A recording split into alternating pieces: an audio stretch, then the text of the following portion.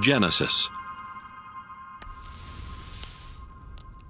Genesis 1. In the beginning God created the heavens and the earth. The earth was barren with no form of life. It was under a roaring ocean covered with darkness, but the Spirit of God was moving over the water. God said, "I command light to shine." And light started shining. God looked at the light and saw that it was good. He separated light from darkness and named the light day and the darkness night. Evening came and then morning. That was the first day. God said, "I command a dome to separate the water above it from the water below it." And that's what happened. God made the dome and named it sky. Evening came and then morning. That was the second day.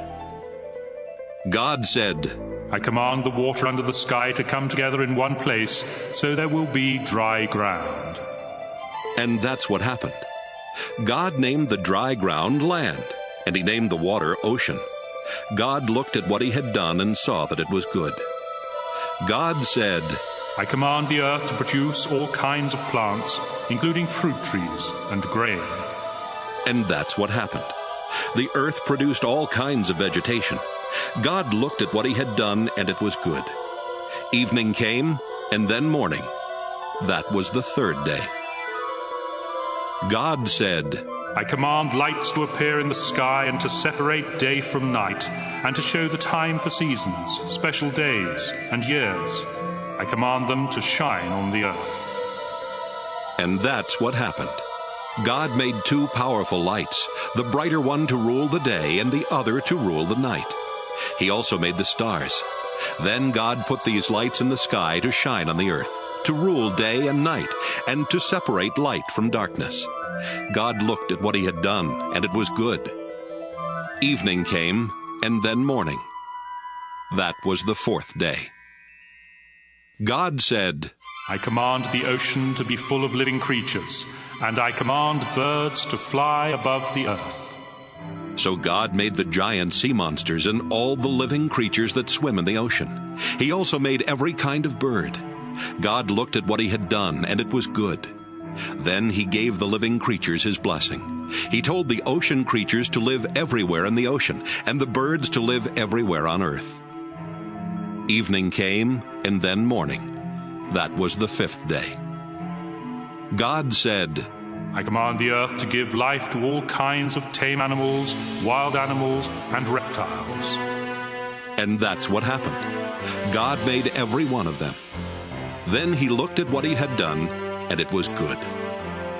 God said, "Now we will make humans, and they will be like us. We will let them rule the fish, the birds, and all other living creatures." So God created humans to be like himself. He made men and women. God gave them his blessing and said, "Have a lot of children. Fill the earth with people, and bring it under your control. Rule over the fish in the ocean, the birds in the sky, and every animal on the earth. I have provided all kinds of fruit and grain for you to eat, and I have given the green plants as food for everything else that breathes. These will be food for animals, both wild and tame, and for birds." God looked at what he had done. All of it was very good. Evening came, and then morning. That was the sixth day. Genesis 2. So the heavens and the earth and everything else were created. By the seventh day God had finished his work, and so he rested. God blessed the seventh day and made it special, because on that day he rested from his work. That's how God created the heavens and the earth. When the Lord God made the heavens and the earth, no grass or plants were growing anywhere. God had not yet sent any rain, and there was no one to work the land. But streams came up from the ground and watered the earth. The Lord God took a handful of soil and made a man. God breathed life into the man, and the man started breathing. The Lord made a garden in a place called Eden, which was in the east, and he put the man there. The Lord God placed all kinds of beautiful trees and fruit trees in the garden. 2 other trees were in the middle of the garden. One of the trees gave life. The other gave the power to know the difference between right and wrong. From Eden, a river flowed out to water the garden. Then it divided into 4 rivers. The first one is the Pishon River that flows through the land of Havilah, where pure gold, rare perfumes, and precious stones are found. The second is the Gihon River that winds through Ethiopia. The Tigris River that flows east of Assyria is the third, and the fourth is the Euphrates River. The Lord God put the man in the Garden of Eden to take care of it and to look after it. But the Lord told him, You may eat fruit from any tree in the garden, except the one that has the power to let you know the difference between right and wrong. If you eat any fruit from that tree, you will die before the day is over. The Lord God said, It isn't good for the man to live alone. I need to make a suitable partner for him. So the Lord took some soil and made animals and birds. He brought them to the man to see what names he would give each of them. Then the man named the tame animals and the birds and the wild animals. That's how they got their names. None of these was the right kind of partner for the man. So the Lord God made him fall into a deep sleep, and he took out one of the man's ribs.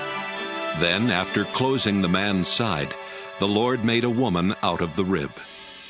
The Lord God brought her to the man, and the man exclaimed, Here is someone like me. She's part of my body, my own flesh and bones. She came from me, a man, so I will name her woman. That's why a man will leave his own father and mother.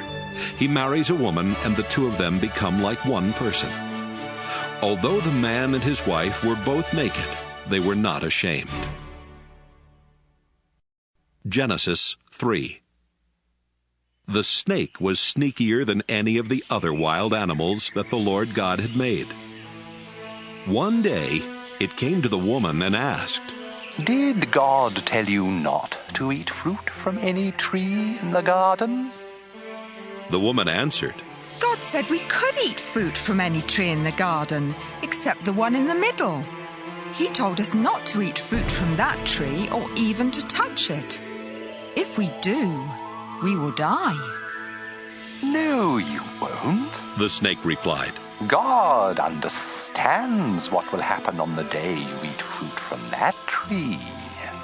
You will see what you have done, and you will know the difference between right and wrong, just as God does. The woman stared at the fruit. It looked beautiful and tasty. She wanted the wisdom that it would give her, and she ate some of the fruit.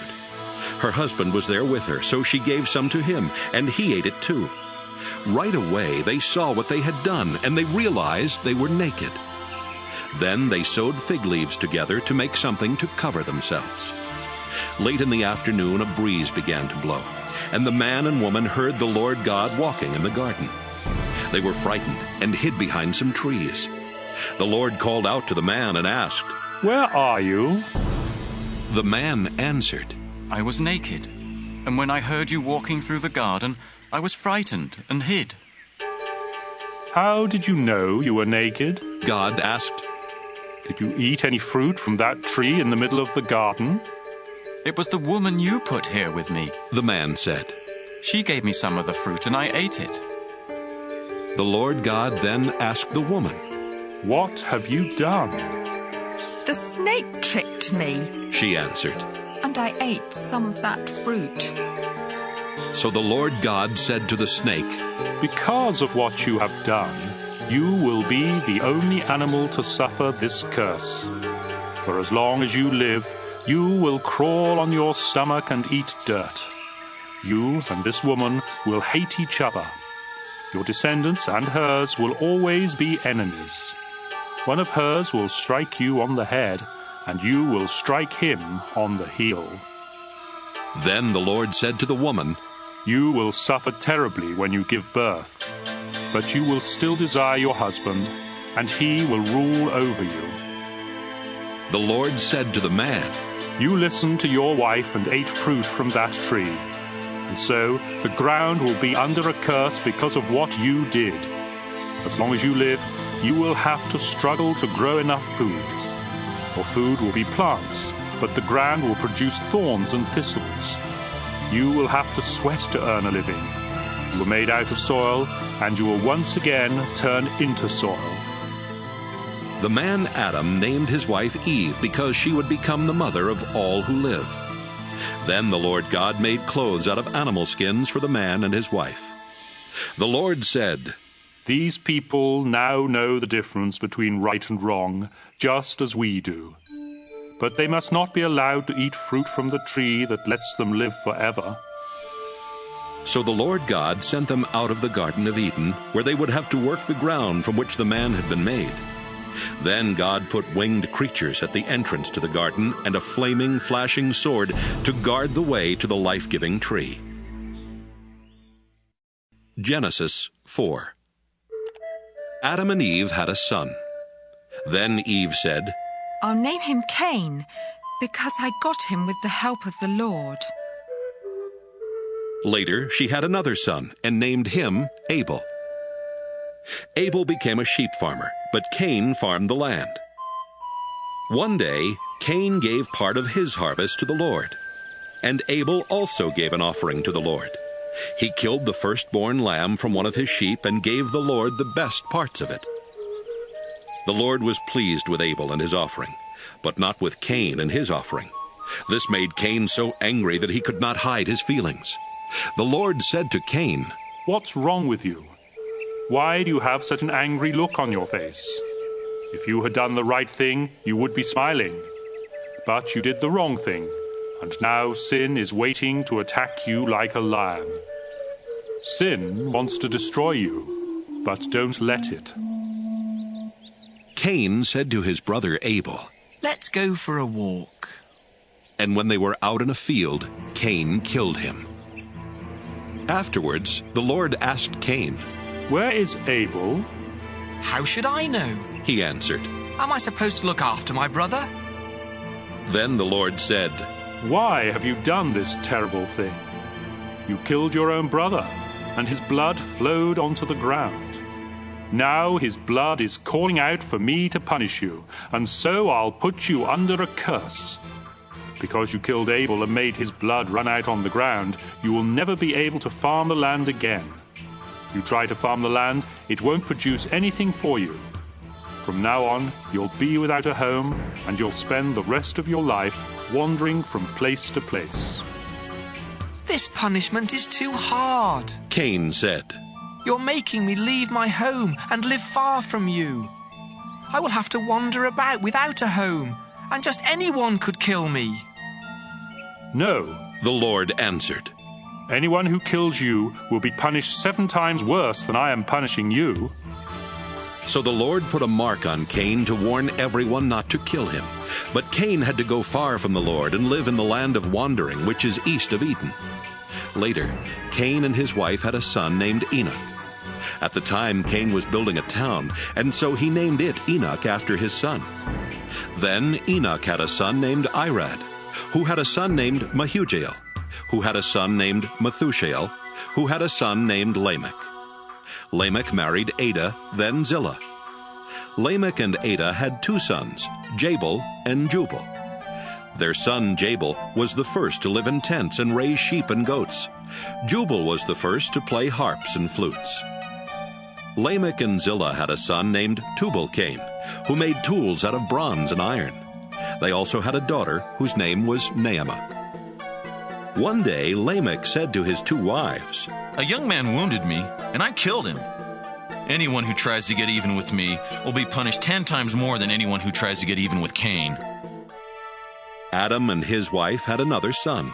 They named him Seth because they said, God has given us a son to take the place of Abel, who was killed by his brother Cain. Later, Seth had a son and named him Enosh. About this time, people started worshiping the Lord. Genesis 5. God created men and women to be like himself. He gave them his blessing and called them human beings. This is a list of the descendants of Adam, the first man. When Adam was 130, he had a son who was just like him, and he named him Seth.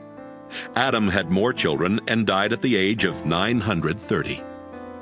When Seth was 105, he had a son named Enosh. Seth had more children and died at the age of 912. When Enosh was 90, he had a son named Kenan. Enosh had more children and died at the age of 905. When Kenan was 70, he had a son named Mahalalel. Kenan had more children and died at the age of 910. When Mahalalel was 65, he had a son named Jared. Mahalalel had more children and died at the age of 895. When Jared was 162, he had a son named Enoch. Jared had more children and died at the age of 962. When Enoch was 65, he had a son named Methuselah, and during the next 300 years he had more children. Enoch truly loved God, and God took him away at the age of 365. When Methuselah was 187, he had a son named Lamech. Methuselah had more children, and died at the age of 969. When Lamech was 182, he had a son. Lamech said, "I'll name him Noah, because he will give us comfort as we struggle hard to make a living on this land that the Lord has put under a curse." Lamech had more children and died at the age of 777. After Noah was 500 years old, he had 3 sons and named them Shem, Ham, and Japheth. Genesis 6. More and more people were born until finally they spread all over the earth. Some of their daughters were so beautiful that supernatural beings came down and married the ones they wanted. Then the Lord said, I won't let my life-giving breath remain in anyone forever. No one will live for more than 120 years. The children of the supernatural beings who had married these women became famous heroes and warriors. They were called Nephilim, and lived on the earth at that time and even later. The Lord saw how bad the people on earth were, and that everything they thought and planned was evil. He was very sorry that he had made them, and he said, I'll destroy every living creature on earth. I'll wipe out people, animals, birds, and reptiles. I'm sorry I ever made them. But the Lord was pleased with Noah, and this is the story about him. Noah was the only person who lived right and obeyed God. He had 3 sons, Shem, Ham, and Japheth. God knew that everyone was terribly cruel and violent, so he told Noah, Cruelty and violence have spread everywhere. Now I'm going to destroy the whole earth and all its people. Get some good lumber and build a boat. Put rooms in it and cover it with tar inside and out. Make it 450 feet long, 75 feet high, and 45 feet wide. Build a roof on the boat and leave a space of about 18 inches between the roof and the sides. Make the boat 3 stories high and put a door on one side. I'm going to send a flood that will destroy everything that breathes. Nothing will be left alive. But I solemnly promise that you, your wife, your sons, and your daughters-in-law will be kept safe in the boat. Bring into the boat with you a male and a female of every kind of animal and bird, as well as a male and a female of every reptile. I don't want them to be destroyed. Store up enough food both for yourself and for them. Noah did everything the Lord told him to do. Genesis 7. The Lord told Noah, Take your whole family with you into the boat, because you are the only one on this earth who pleases me. Take 7 pairs of every kind of animal that can be used for sacrifice, and 1 pair of all others. Also, take 7 pairs of every kind of bird with you. Do this so there will always be animals and birds on the earth. 7 days from now I will send rain that will last for 40 days and nights, and I will destroy all other living creatures I have made. Noah was 600 years old when he went into the boat to escape the flood, and he did everything the Lord had told him to do. His wife, his sons, and his daughters-in-law all went inside with him. He obeyed God and took a male and a female of each kind of animal and bird into the boat with him. 7 days later, a flood began to cover the earth. Noah was 600 years old when the water under the earth started gushing out everywhere. The sky opened like windows and rain poured down for 40 days and nights. All this began on the 17th day of the second month of the year. On that day, Noah and his wife went into the boat with their 3 sons, Shem, Ham, and Japheth, and their wives. They took along every kind of animal, tame and wild, including the birds. Noah took a male and a female of every living creature with him, just as God had told him to do. And when they were all in the boat, God closed the door. For 40 days the rain poured down without stopping, and the water became deeper and deeper, until the boat started floating high above the ground. Finally, the mighty flood was so deep that even the highest mountain peaks were almost 25 feet below the surface of the water. Not a bird, animal, reptile, or human was left alive anywhere on earth. The Lord destroyed everything that breathed. Nothing was left alive except Noah and the others in the boat. 150 days later, the water started going down. Genesis 8. God did not forget about Noah and the animals with him in the boat. So God made a wind blow, and the water started going down. God stopped up the places where the water had been gushing out from under the earth. He also closed up the sky, and the rain stopped. For 150 days, the water slowly went down. Then, on the 17th day of the 7th month of the year, the boat came to rest somewhere in the Ararat Mountains. The water kept going down, and the mountaintops could be seen on the first day of the 10th month. 40 days later, Noah opened a window to send out a raven, but it kept flying around until the water had dried up. Noah wanted to find out if the water had gone down, and he sent out a dove.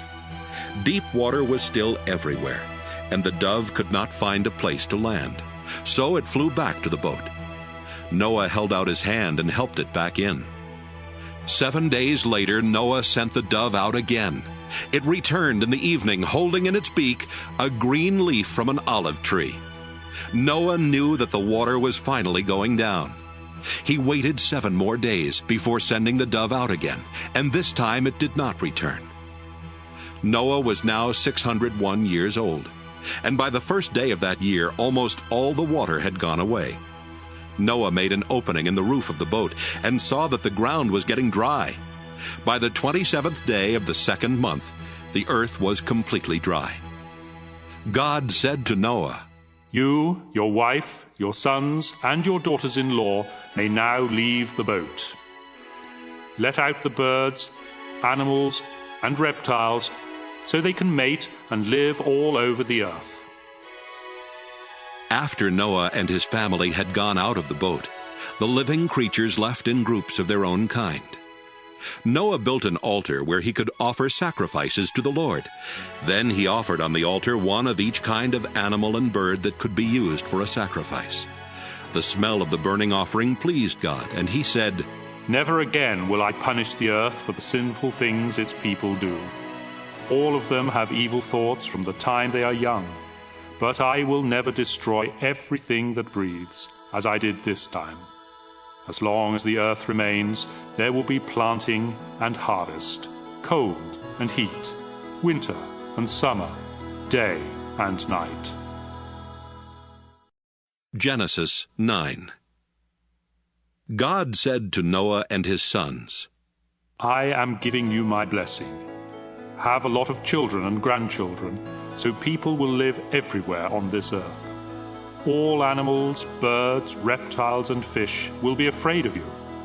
I have placed them under your control, and I have given them to you for food. From now on, you may eat them as well as the green plants that you have always eaten. But life is in the blood, and you must not eat any meat that still has blood in it. I created humans to be like me, and I will punish any animal or person that takes a human life. If an animal kills someone, that animal must die. And if a person takes the life of another, that person must be put to death. I want you and your descendants to have many children, so people will live everywhere on earth. Again God said to Noah and his sons, I am going to make a solemn promise to you and to everyone who will live after you. This includes the birds and the animals that came out of the boat. I promise every living creature that the earth and those living on it will never again be destroyed by a flood. The rainbow that I have put in the sky will be my sign to you and to every living creature on earth. It will remind you that I will keep this promise forever. When I send clouds over the earth and a rainbow appears in the sky, I will remember my promise to you and to all other living creatures. Never again will I let floodwaters destroy all life. When I see the rainbow in the sky, I will always remember the promise that I have made to every living creature. The rainbow will be the sign of that solemn promise. Noah and his sons, Shem, Ham, and Japheth, came out of the boat. Ham later had a son named Canaan. All people on earth are descendants of Noah's 3 sons. Noah farmed the land and was the first to plant a vineyard. One day he got drunk and was lying naked in his tent. Ham entered the tent and saw him naked, then went back outside and told his brothers. Shem and Japheth put a robe over their shoulders and walked backward into the tent. Without looking at their father, they placed it over his body. When Noah woke up and learned what his youngest son Ham had done, he said, I now put a curse on Canaan. He will be the lowest slave of his brothers. I ask the Lord my God to bless Shem and make Canaan his slave. I pray that the Lord will give Japheth more and more land, and let him take over the territory of Shem. May Canaan be his slave. Noah lived 350 years after the flood, and died at the age of 950. Genesis 10. After the flood, Shem, Ham, and Japheth had many descendants. Japheth's descendants had their own languages, tribes, and land. They were Gomer, Magog, Madai, Javan, Tubal, Meshech, and Tyrus. Gomer was the ancestor of Ashkenaz, Riphath, and Togarmah. Javan was the ancestor of Elisha, Tarshish, Kittim, and Dodanim, who settled along the coast. Ham's descendants had their own languages, tribes, and land. They were Ethiopia, Egypt, Put, and Canaan.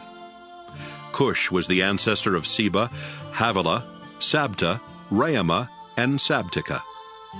Raamah was the ancestor of Sheba and Dedan. Cush was also the ancestor of Nimrod, a mighty warrior whose strength came from the Lord. Nimrod is the reason for the saying, "You hunt like Nimrod with the strength of the Lord." Cush first ruled in Babylon, Erech, and Akkad, all of which were in Babylonia. From there, Nimrod went to Assyria and built the great city of Nineveh. He also built Rehoboth-ur and Calah, as well as Resen, which is between Nineveh and Calah. Egypt was the ancestor of Ludim, Anamim, Lahabim, Naphtuhim, Pathrusim, Casluhim, and Caphtorim, the ancestor of the Philistines. Canaan's sons were Sidon and Heth.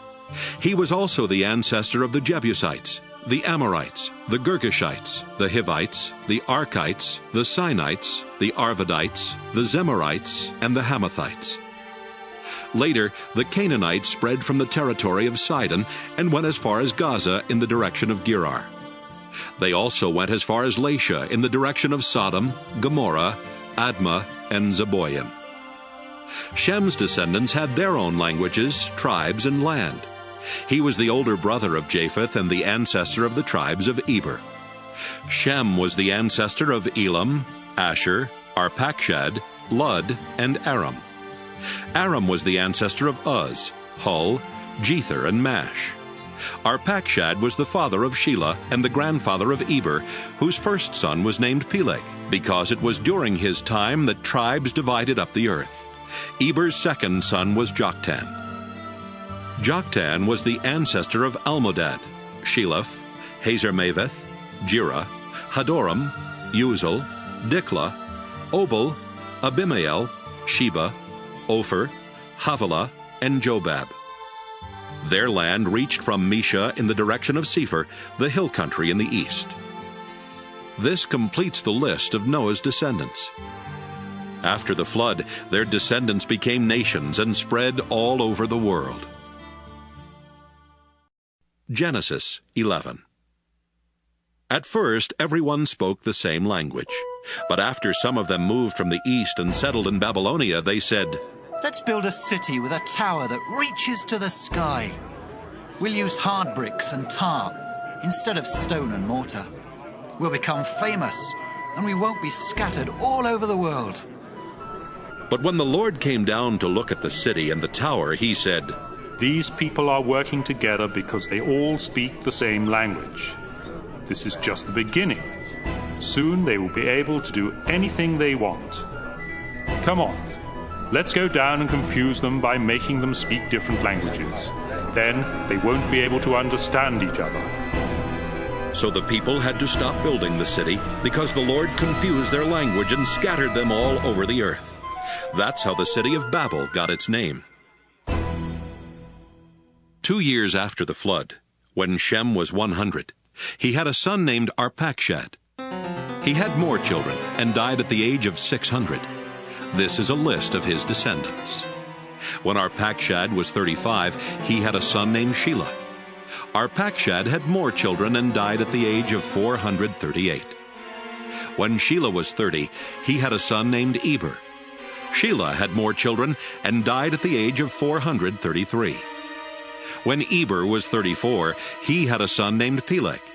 Eber had more children and died at the age of 464. When Peleg was 30, he had a son named Reu. Peleg had more children and died at the age of 239. When Reu was 32, he had a son named Serug. Reu had more children and died at the age of 239. When Serug was 30, he had a son named Nahor. Serug had more children and died at the age of 230. When Nahor was 29, he had a son named Terah. Nahor had more children and died at the age of 148. After Terah was 70 years old, he had 3 sons, Abram, Nahor, and Haran, who became the father of Lot. Terah's sons were born in the city of Ur in Chaldea, and Haran died there before the death of his father. The following is the story of Terah's descendants. Abram married Sarai, but she was not able to have any children. And Nahor married Milcah, who was the daughter of Haran and the sister of Iscah. Terah decided to move from Ur to the land of Canaan. He took along Abram and Sarai and his grandson Lot, the son of Haran. But when they came to the city of Haran, they decided to settle there instead. Terah lived to be 205 years old and died in Haran. Genesis 12. The Lord said to Abram, Leave your country, your family, and your relatives, and go to the land that I will show you. I will bless you and make your descendants into a great nation. You will become famous and be a blessing to others. I will bless anyone who blesses you, but I will put a curse on anyone who puts a curse on you. Everyone on earth will be blessed because of you. Abram was 75 years old when the Lord told him to leave the city of Haran. He obeyed and left with his wife Sarai, his nephew Lot, and all the possessions and slaves they had gotten while in Haran. When they came to the land of Canaan, Abram went as far as the sacred tree of Moreh in a place called Shechem. The Canaanites were still living in the land at that time, but the Lord appeared to Abram and promised, I will give this land to your family forever. Abram then built an altar there for the Lord. Abram traveled to the hill country east of Bethel and camped between Bethel and Ai, where he built another altar and worshipped the Lord. Later, Abram started out toward the southern desert. The crops failed, and there was no food anywhere in the land. So Abram and his wife Sarai went to live in Egypt for a while. But just before they got there, he said, Sarai, you are really beautiful. When the Egyptians see how lovely you are, they will murder me because I am your husband. But they won't kill you. Please save my life by saying that you are my sister. As soon as Abram and Sarai arrived in Egypt, the Egyptians noticed how beautiful she was. The king's officials told him about her, and she was taken to his house. The king was good to Abram because of Sarai, and Abram was given sheep, cattle, donkeys, slaves, and camels. Because of Sarai, the Lord struck the king and everyone in his palace with terrible diseases. Finally, the king sent for Abram and said to him, "What have you done to me? Why didn't you tell me Sarai was your wife? Why did you make me believe she was your sister? Now I've married her. Take her and go. She's your wife." So the king told his men to let Abram and Sarai take their possessions and leave. Genesis 13.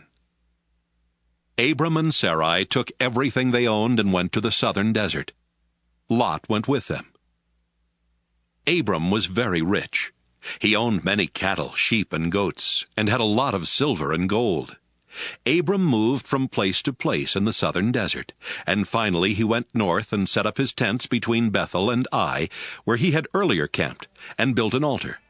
There he worshipped the Lord. Lot, who was traveling with him, also had sheep, goats, and cattle, as well as his own family and slaves.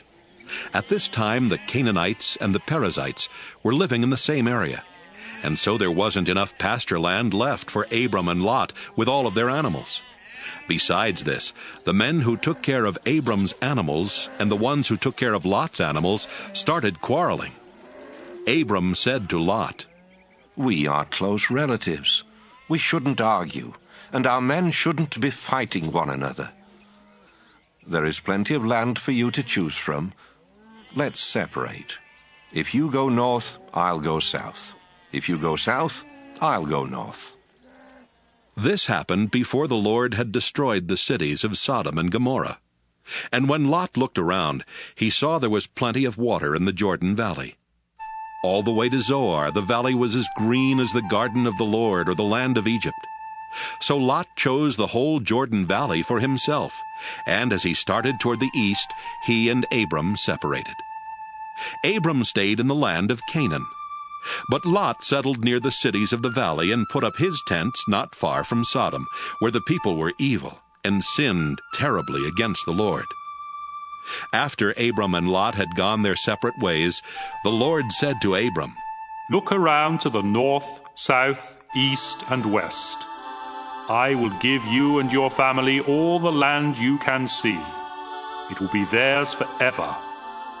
I will give you more descendants than there are specks of dust on the earth, and someday it will be easier to count the specks of dust than to count your descendants. Now walk back and forth across the land, because I am giving it to you." Abram took down his tents and went to live near the sacred trees of Mamre at Hebron, where he built an altar in honor of the Lord. Genesis 14. About this time, King Amraphel of Babylonia, King Arioch of Ellasar, King Chedorlaomer of Elam, and King Tidal of Goyim attacked King Bera of Sodom, King Birsha of Gomorrah, King Shinab of Admah, King Shemeber of Zeboim, and the king of Bela, also known as the city of Zoar. King Chedorlaomer and his allies had ruled these last 5 kings for 12 years. But in the 13th year, the kings rebelled and came together in Siddim Valley, which is now covered by the southern part of the Dead Sea. A year later, King Chedorlaomer and his allies attacked and defeated the Rephaites in Ashtaroth Karnaim, the Zuzites in Ham, and the Emites in Sheva Kiriathaim.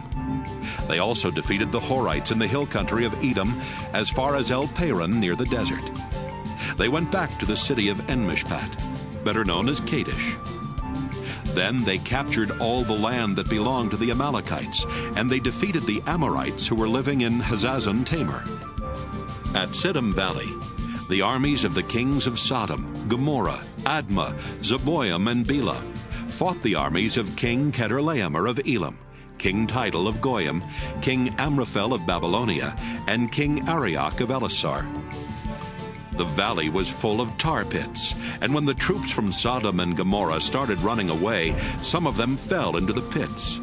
Others escaped to the hill country. Their enemies took everything of value from Sodom and Gomorrah, including their food supplies. They also captured Abram's nephew Lot, who lived in Sodom. They took him and his possessions and then left. At this time, Abram the Hebrew was living near the oaks that belonged to Mamre the Amorite. Mamre and his brothers Eshcol and Aner were Abram's friends. Someone who had escaped from the battle told Abram that his nephew Lot had been taken away. 318 of Abram's servants were fighting men, so he took them and followed the enemy as far north as the city of Dan. That night, Abram divided up his troops, attacked from all sides, and won a great victory. But some of the enemy escaped to the town of Hobah north of Damascus, and Abram went after them. He brought back his nephew Lot, together with Lot's possessions and the women and everyone else who had been captured.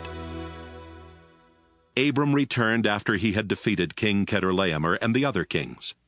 Then the king of Sodom went to meet Abram in Sheva Valley, which is also known as King's Valley.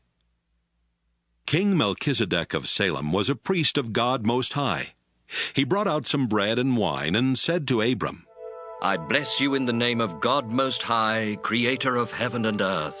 All praise belongs to God Most High for helping you defeat your enemies.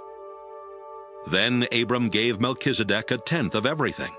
The king of Sodom said to Abram, All I want are my people. You can keep everything else. Abram answered, The Lord God Most High made the heavens and the earth, and I have promised him that I won't keep anything of yours, not even a sandal strap or a piece of thread. Then you can never say that you are the one who made me rich. Let my share be the food that my men have eaten. But Aner, Eshcol, and Mamre went with me, so give them their share of what we brought back. Genesis 15. Later the Lord spoke to Abram in a vision. Abram, don't be afraid. I will protect you and reward you greatly. But Abram answered, Lord, all-powerful, you have given me everything I could ask for, except children. And when I die, Eliezer of Damascus will get all I own. You have not given me any children, and this servant of mine will inherit everything. The Lord replied, No, he won't. You will have a son of your own, and everything you have will be his. Then the Lord took Abram outside and said, Look at the sky and see if you can count the stars. That's how many descendants you will have. Abram believed the Lord, and the Lord was pleased with him. The Lord said to Abram, I brought you here from Ur in Chaldea, and I gave you this land. Abram asked, Lord God, how can I know the land will be mine? Then the Lord told him, Bring me a 3-year-old cow, a 3-year-old female goat, a 3-year-old ram, a dove, and a young pigeon. Abram obeyed the Lord. Then he cut the animals in half and laid the 2 halves of each animal opposite each other on the ground. But he did not cut the doves and pigeons in half. And when birds came down to eat the animals, Abram chased them away. As the sun was setting, Abram fell into a deep sleep, and everything became dark and frightening. Then the Lord said, Abram, you will live to an old age and die in peace. But I solemnly promise that your descendants will live as foreigners in a land that doesn't belong to them. They will be forced into slavery and abused for 400 years. But I will terribly punish the nation that enslaves them, and they will leave with many possessions. 4 generations later, your descendants will return here and take this land, because only then will the people who live here be so sinful that they deserve to be punished. Sometime after sunset, when it was very dark, a smoking cooking pot and a flaming fire went between the 2 halves of each animal. At that time, the Lord made an agreement with Abram and told him, I will give your descendants the land east of the Shihor River on the border of Egypt as far as the Euphrates River. They will possess the land of the Kenites, the Kenizzites, the Cadmonites, the Hittites, the Perizzites, the Rephaites, the Amorites, the Canaanites, the Girgashites, and the Jebusites. Genesis 16. Abram's wife Sarai had not been able to have any children, but she owned a young Egyptian slave woman named Hagar. And Sarai said to Abram, The Lord has not given me any children. Sleep with my slave, and if she has a child, it will be mine. Abram agreed, and Sarai gave him Hagar to be his wife. This happened after Abram had lived in the land of Canaan for 10 years. Later, when Hagar knew she was going to have a baby, she became proud and was hateful to Sarai. Then Sarai said to Abram, It's all your fault. I gave you my slave woman, but she has been hateful to me ever since she found out she was pregnant. You have done me wrong, and you will have to answer to the Lord for this. Abram said, All right. She's your slave, and you can do whatever you want with her. But Sarai began treating Hagar so harshly that she finally ran away.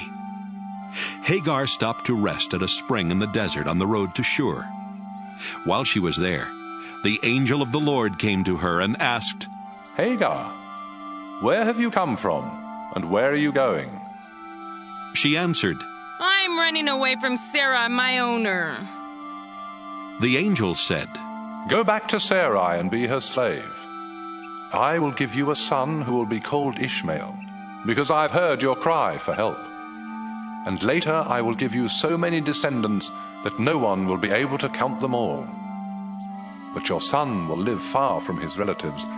He will be like a wild donkey, fighting everyone, and everyone fighting him. Hagar thought, Have I really seen God and lived to tell about it? So from then on she called him the God who sees me. That's why people call the well between Kadesh and Bered the well of the living one who sees me.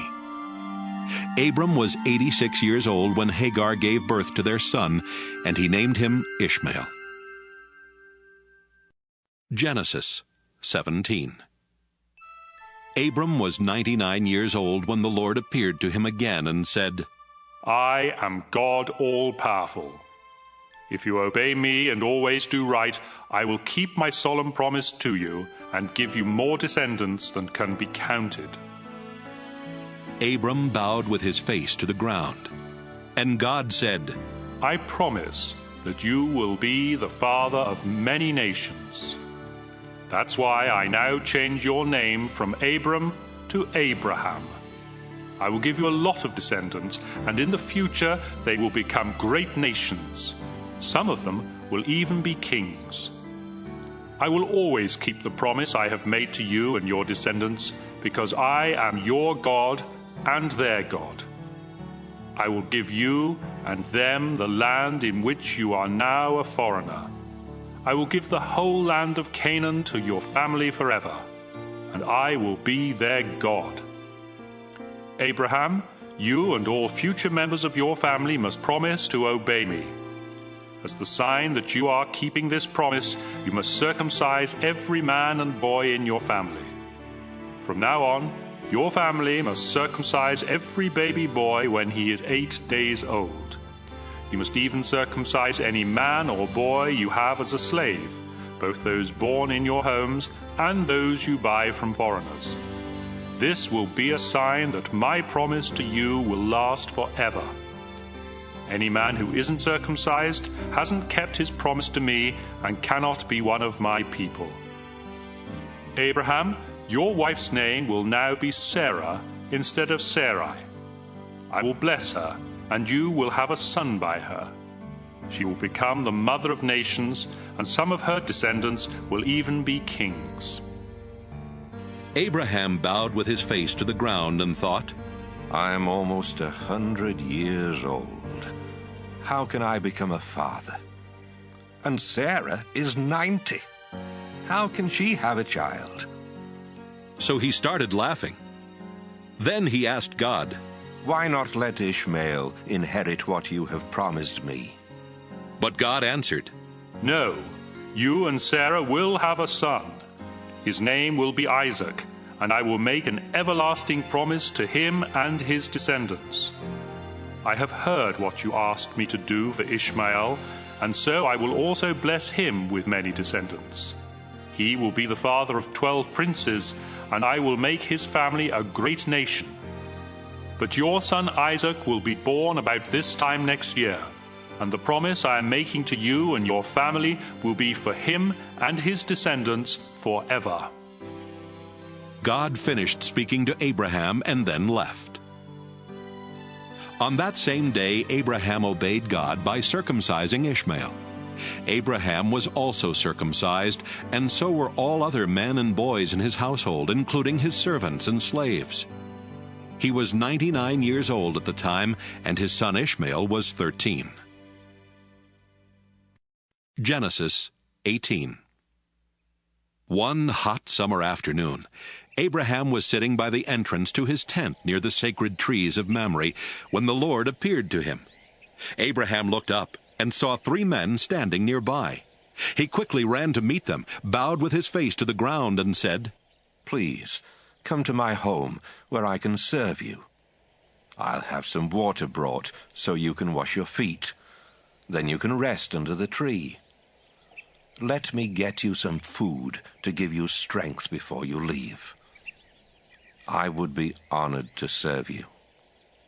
"Thank you very much," they answered. "We accept your offer."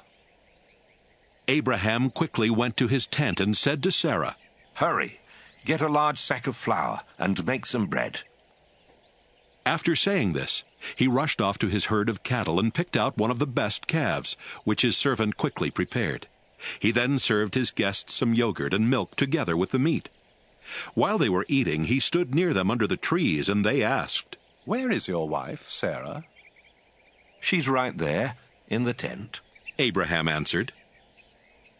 One of the guests was the Lord, and he said, "I'll come back about this time next year, and when I do, Sarah will already have a son." Sarah was behind Abraham, listening at the entrance to the tent.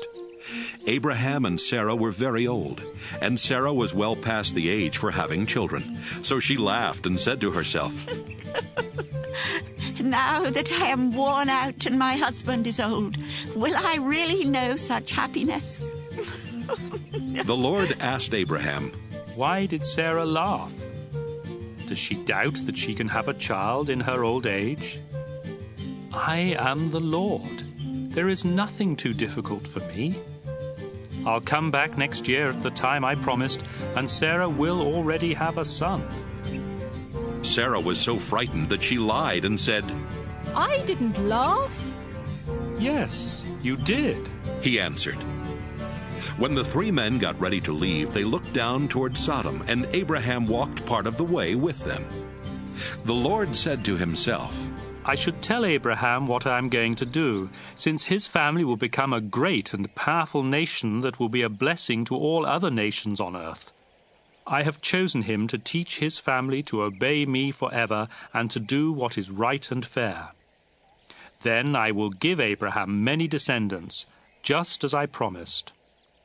The Lord said, "Abraham, I have heard that the people of Sodom and Gomorrah are doing all kinds of evil things. Now I am going down to see for myself if those people really are that bad. If they aren't, I want to know about it." The men turned and started toward Sodom, but the Lord stayed with Abraham, who asked, "Lord, when you destroy the evil people, are you also going to destroy those who are good? Wouldn't you spare the city if there are only 50 good people in it? You surely wouldn't let them be killed when you destroy the evil ones. You are the judge of all the earth, and you do what is right." The Lord replied, "If I find 50 good people in Sodom, I will save the city to keep them from being killed." Abraham answered, "I am nothing more than the dust of the earth. Please forgive me, Lord, for daring to speak to you like this.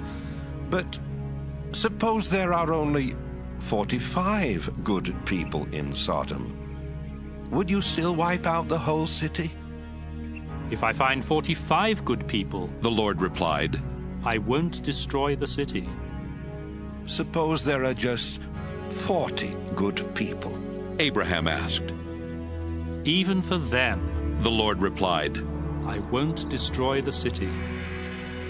Abraham said, Please don't be angry, Lord, if I ask you what you will do if there are only 30 good people in the city. If I find 30, the Lord replied, I still won't destroy it. Then Abraham said, I don't have any right to ask you, Lord, but what would you do if you find only 20? Because of them, I won't destroy the city, was the Lord's answer. Finally, Abraham said, Please don't get angry, Lord, if I speak just once more. Suppose you find only 10 good people there. For the sake of 10 good people, the Lord told him, I still won't destroy the city. After speaking with Abraham, the Lord left, and Abraham went back home. Genesis 19. That evening, the two angels arrived in Sodom, while Lot was sitting near the city gate. When Lot saw them, he got up, bowed down low, and said, Gentlemen, I am your servant. Please come to my home. You can wash your feet, spend the night, and be on your way in the morning. They told him, No, we'll spend the night in the city square. But Lot kept insisting until they finally agreed and went home with him. He baked some bread, cooked a meal, and they ate. Before Lot and his guests could go to bed, every man in Sodom, young and old, came and stood outside his house and started shouting, Where are your visitors? Send them out so we can have sex with them. Lot went outside and shut the door behind him. Then he said, Friends, please don't do such a terrible thing. I have 2 daughters who have never been married. I'll bring them out, and you can do what you want with them. But don't harm these men. They are guests in my home. Don't get in our way, the crowd answered. You're an outsider. What right do you have to order us around? We'll do worse things to you than we're going to do to them. The crowd kept arguing with Lot. Finally, they rushed toward the door to break it down. But the two angels in the house reached out and pulled Lot safely inside. Then they struck everyone in the crowd blind, and none of them could even find the door. The two angels said to Lot, The Lord has heard many terrible things about the people of Sodom, and he has sent us here to destroy the city. Take your family and leave. Take every relative you have in the city, as well as the men your daughters are going to marry. Lot went to the men who were engaged to his daughters and said, Hurry and get out of here. The Lord is going to destroy this city. But they thought he was joking, and they laughed at him. Early the next morning, the two angels tried to make Lot hurry and leave. They said, Take your wife and your 2 daughters and get out of here as fast as you can. If you don't, every one of you will be killed when the Lord destroys the city. At first, Lot just stood there. But the Lord wanted to save him. So the angels took Lot, his wife, and his 2 daughters by the hand and led them out of the city. When they were outside, one of the angels said, Run for your lives. Don't even look back. And don't stop in the valley. Run to the hills where you will be safe. Lot answered, You have done us a great favor, sir. You have saved our lives, but please don't make us go to the hills. That's too far away. The city will be destroyed before we can get there, and we will be killed when it happens. There's a town near here.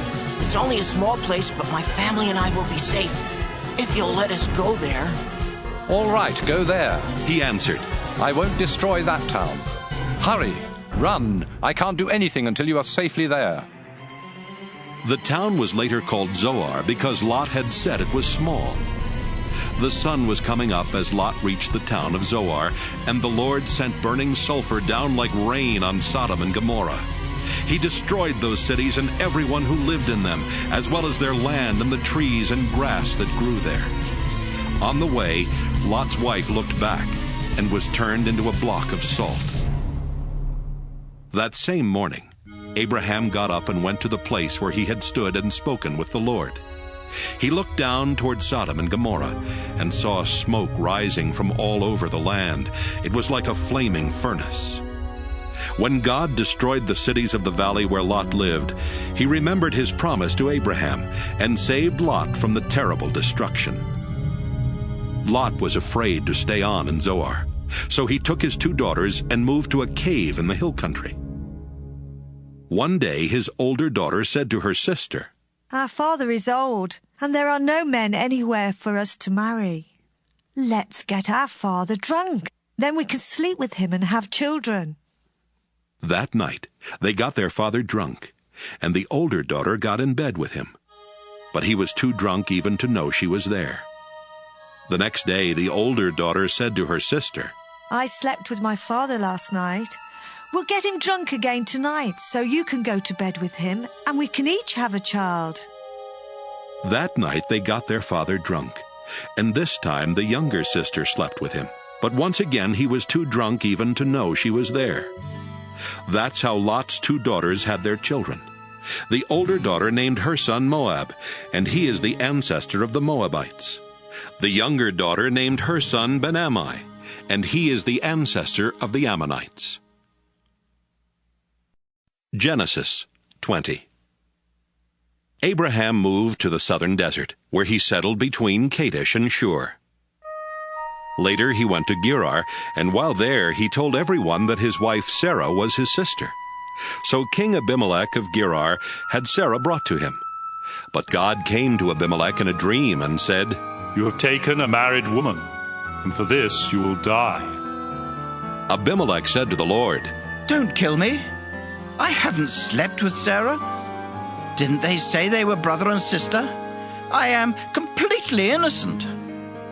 God spoke to Abimelech in another dream and said, "I know you are innocent. That's why I kept you from sleeping with Sarah and doing anything wrong. Her husband is a prophet. Let her go back to him, and his prayers will save you from death. But if you don't return her, you and all your people will die." Early the next morning, Abimelech sent for his officials, and when he told them what had happened, they were frightened. Abimelech then called in Abraham and said, "Look what you've done to us. What have I ever done to you? Why did you make me and my nation guilty of such a terrible sin? What were you thinking when you did this?" Abraham answered, "I did it because I didn't think any of you respected God, and I was sure that someone would kill me to get my wife. Besides, she is my half-sister. We have the same father, but different mothers.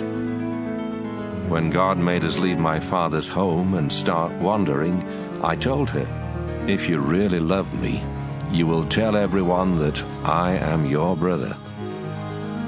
Abimelech gave Abraham some sheep, cattle, and slaves. He sent Sarah back and told Abraham that he could settle anywhere in his country. Then he said to Sarah, "I have given your brother 1,000 pieces of silver as proof to everyone that you have done nothing wrong." Meanwhile, God had kept Abimelech's wife and slaves from having children.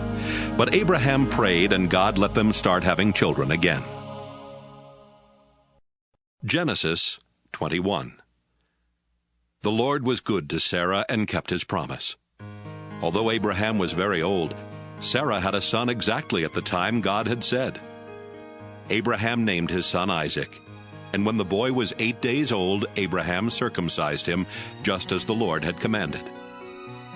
Abraham was 100 years old when Isaac was born, and Sarah said, "God has made me laugh. Now everyone will laugh with me. Who would have dared to tell Abraham that someday I would have a child? But in his old age, I have given him a son." The time came when Sarah no longer had to nurse Isaac, and on that day Abraham gave a big feast. One day, Sarah noticed Hagar's son Ishmael playing, and she said to Abraham, "Get rid of that Egyptian slave woman and her son. I don't want him to inherit anything. It should all go to my son. Abraham was worried about Ishmael. But God said, Abraham, don't worry about your slave woman and the boy. Just do what Sarah tells you. Isaac will inherit your family name, but the son of the slave woman is also your son, and I will make his descendants into a great nation. Early the next morning, Abraham gave Hagar an animal skin full of water and some bread. Then he put the boy on her shoulder and sent them away. They wandered around in the desert near Beersheba, and after they had run out of water, Hagar put her son under a bush.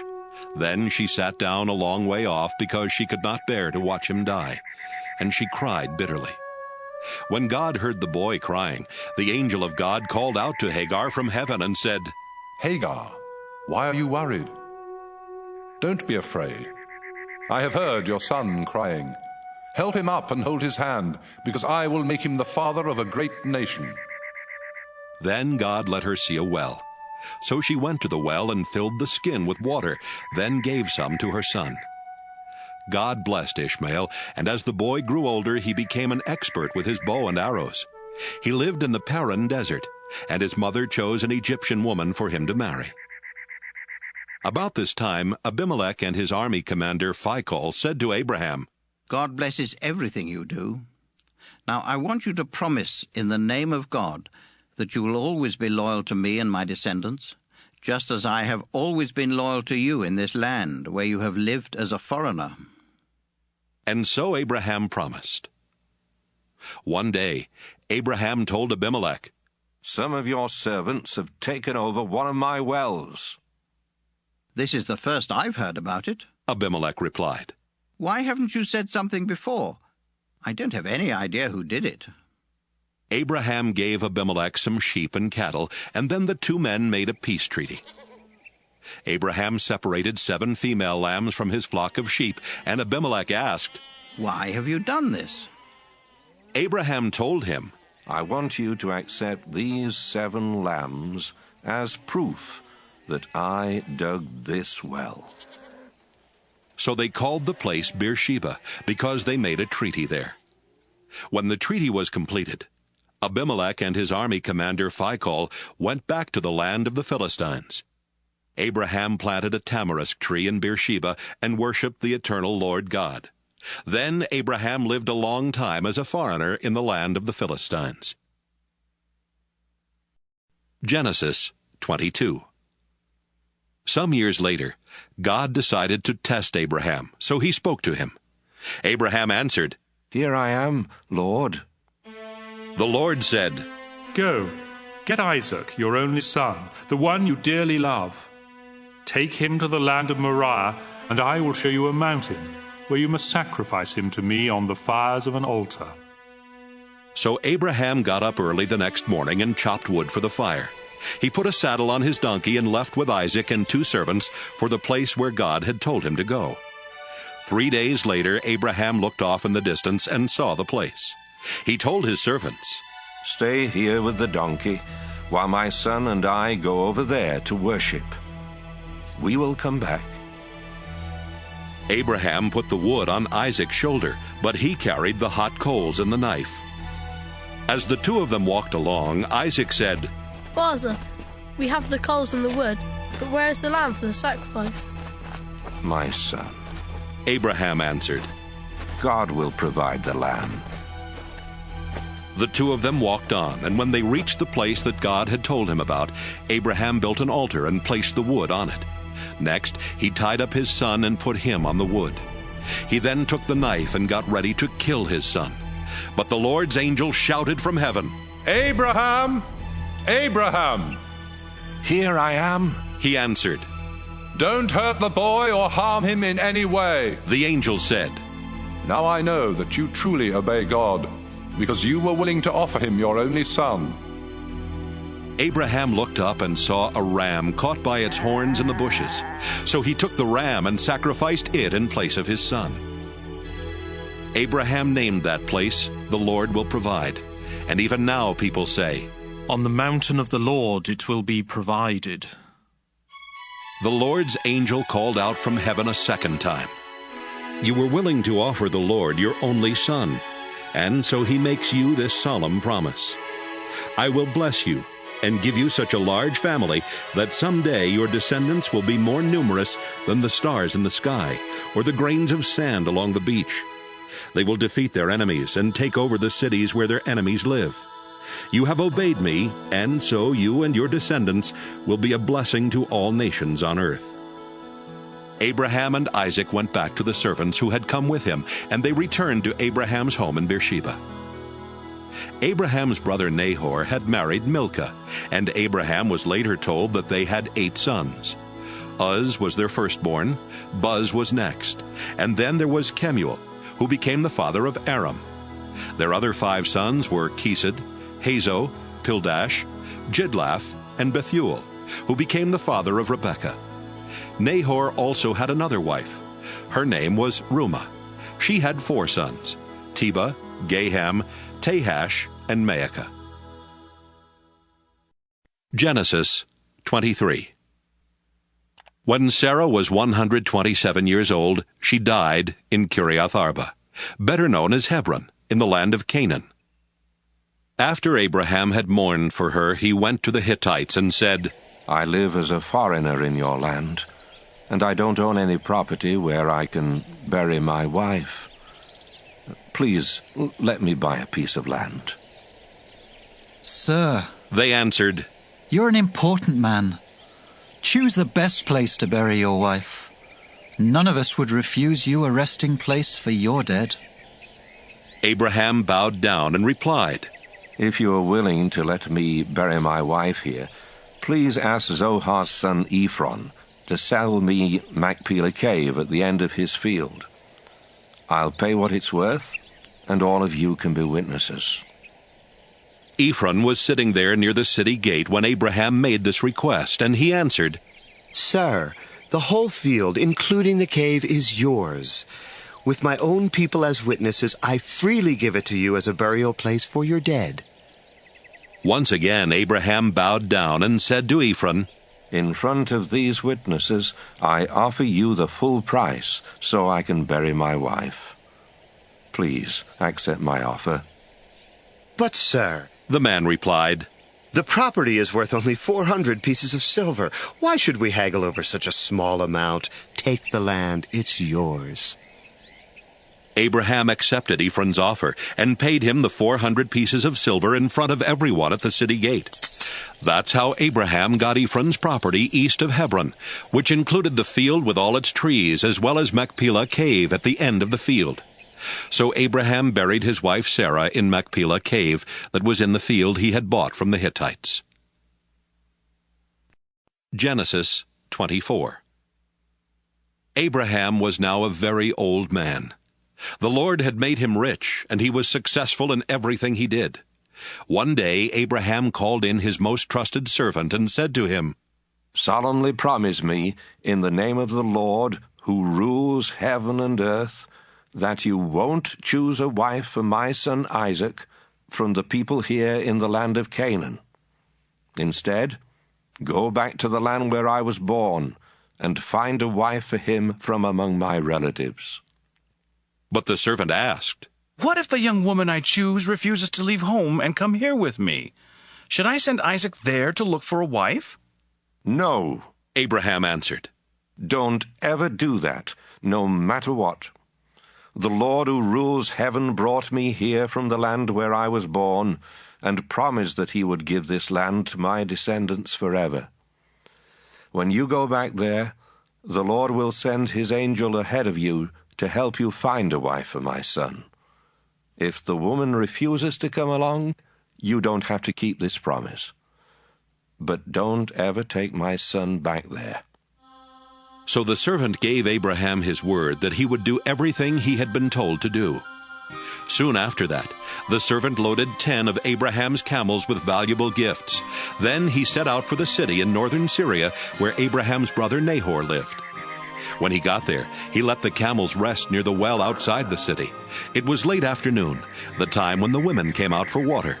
The servant prayed, "You, Lord, are the God my master Abraham worships.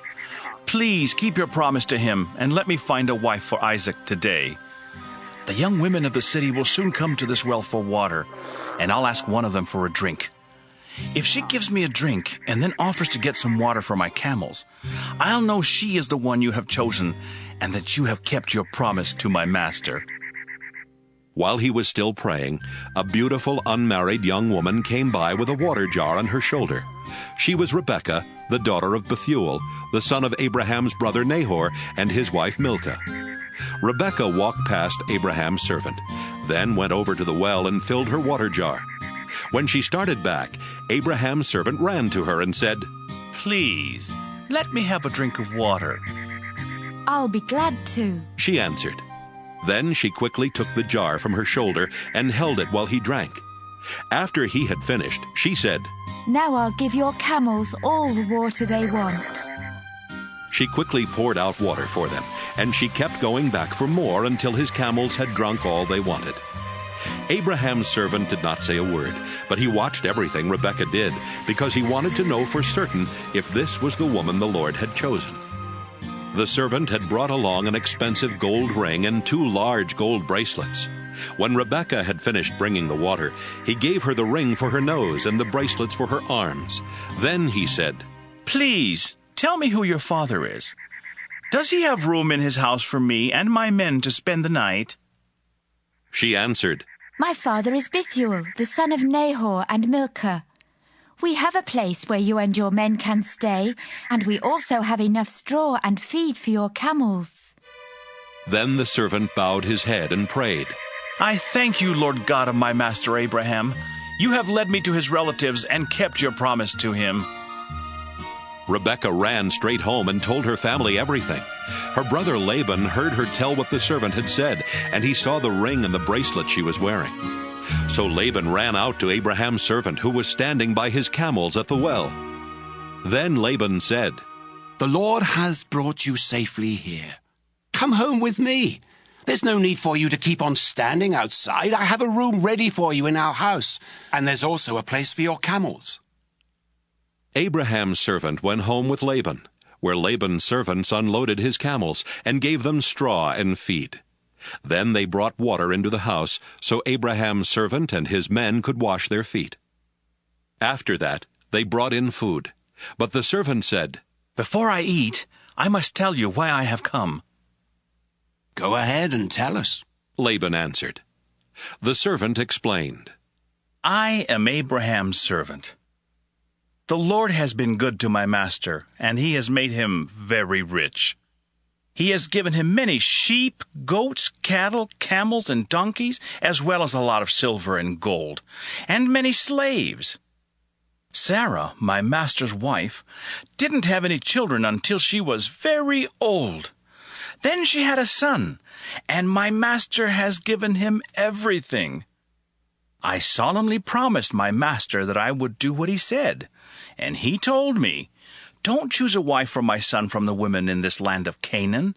Instead, go back to the land where I was born, and find a wife for my son from among my relatives.'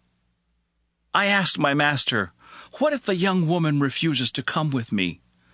My master answered, 'I have always obeyed the Lord, and he will send his angel to help you find my son a wife from among my own relatives. But if they refuse to let her come back with you, then you are freed from your promise.' When I came to the well today, I silently prayed, 'You, Lord, are the God my master Abraham worships, so please lead me to a wife for his son while I am here at the well. When a young woman comes out to get water, I'll ask her to give me a drink. If she gives me a drink and offers to get some water for my camels, I'll know she is the one you have chosen.' Even before I had finished praying, Rebekah came by with a water jar on her shoulder. When she had filled the jar, I asked her for a drink. She quickly lowered the jar from her shoulder and said, 'Have a drink, then I'll get water for your camels.' So I drank, and after that she got some water for my camels. I asked her who her father was, and she answered, 'My father is Bethuel, the son of Nahor and Milcah.' Right away I put the ring in her nose and the bracelets on her arms. Then I bowed my head and gave thanks to the God my master Abraham worships. The Lord had led me straight to my master's relatives, and I had found a wife for his son. Now, please tell me if you are willing to do the right thing for my master. Will you treat him fairly, or do I have to look for another young woman?" Laban and Bethuel answered, "The Lord has done this. We have no choice in the matter. Take Rebekah with you. She can marry your master's son, just as the Lord has said." Abraham's servant bowed down and thanked the Lord. Then he gave clothing as well as silver and gold jewelry to Rebekah. He also gave expensive gifts to her brother and her mother. Abraham's servant and the men with him ate and drank, then spent the night there. The next morning they got up, and the servant told Rebekah's mother and brother, "I would like to go back to my master now." "Let Rebekah stay with us for a week or 10 days. They answered. Then she may go."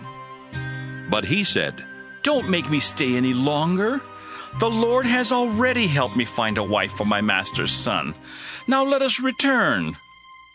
They answered, "Let's ask Rebekah what she wants to do." They called her and asked, "Are you willing to leave with this man right now?" "Yes," she answered.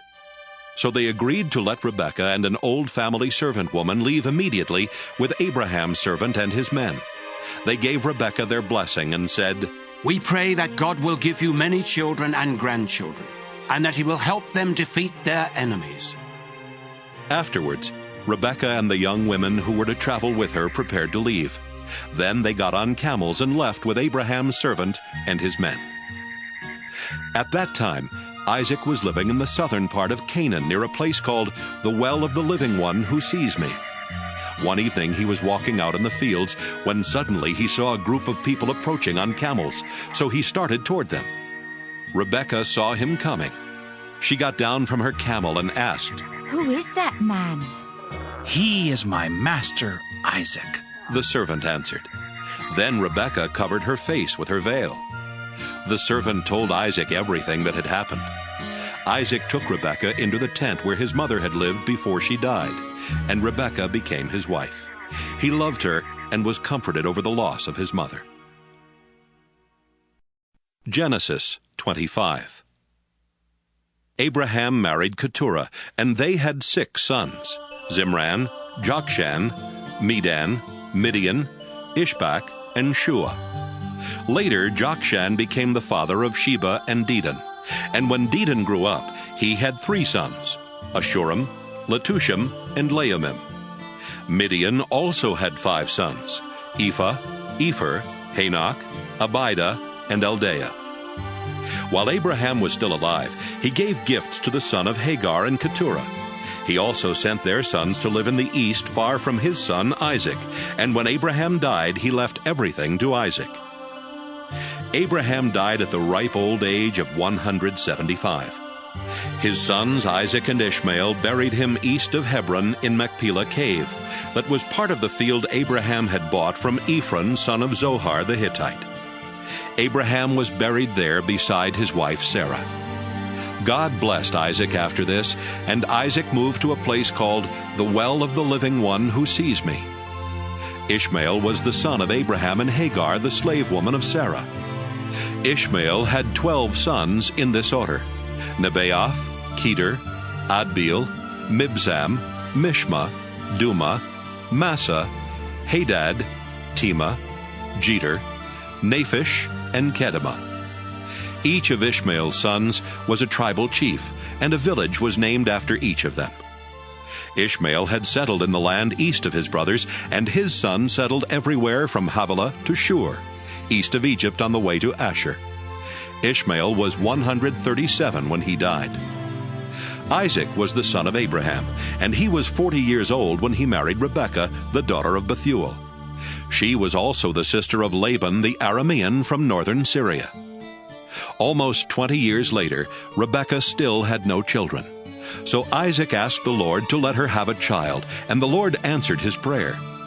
Before Rebekah gave birth, she knew she was going to have twins because she could feel them inside her fighting each other. She thought, Why is this happening to me? Finally, she asked the Lord why her twins were fighting, and he told her, Your 2 sons will become 2 separate nations. The younger of the 2 will be stronger, and the older son will be his servant. When Rebekah gave birth, the first baby was covered with red hair, so he was named Esau. The second baby grabbed onto his brother's heel, so they named him Jacob. Isaac was 60 years old when they were born. As Jacob and Esau grew older, Esau liked the outdoors and became a good hunter, while Jacob settled down and became a shepherd. Esau would take the meat of wild animals to his father Isaac, and so Isaac loved him more. But Jacob was his mother's favorite son. One day, Jacob was cooking some stew when Esau came home hungry and said, I'm starving to death. Give me some of that red stew right now. That's how Esau got the name Edom. Jacob replied, Sell me your rights as the firstborn son. I'm about to die, Esau answered. What good will those rights do me? But Jacob said, Promise me your birthrights here and now. And that's what Esau did. Jacob then gave Esau some bread and some of the bean stew, and when Esau had finished eating and drinking, he just got up and left, showing how little he thought of his rights as the firstborn. Genesis 26. Once during Abraham's lifetime, the fields had not produced enough grain, and now the same thing happened.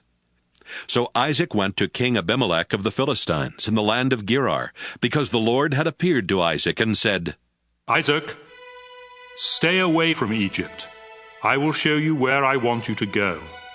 You will live there as a foreigner, but I will be with you and bless you. I will keep my promise to your father Abraham by giving this land to you and your descendants. I will give you as many descendants as there are stars in the sky, and I will give your descendants all of this land. They will be a blessing to every nation on earth, because Abraham did everything I told him to do. Isaac moved to Gerar with his beautiful wife Rebekah. He was afraid that someone might kill him to get her, so he told everyone that Rebekah was his sister.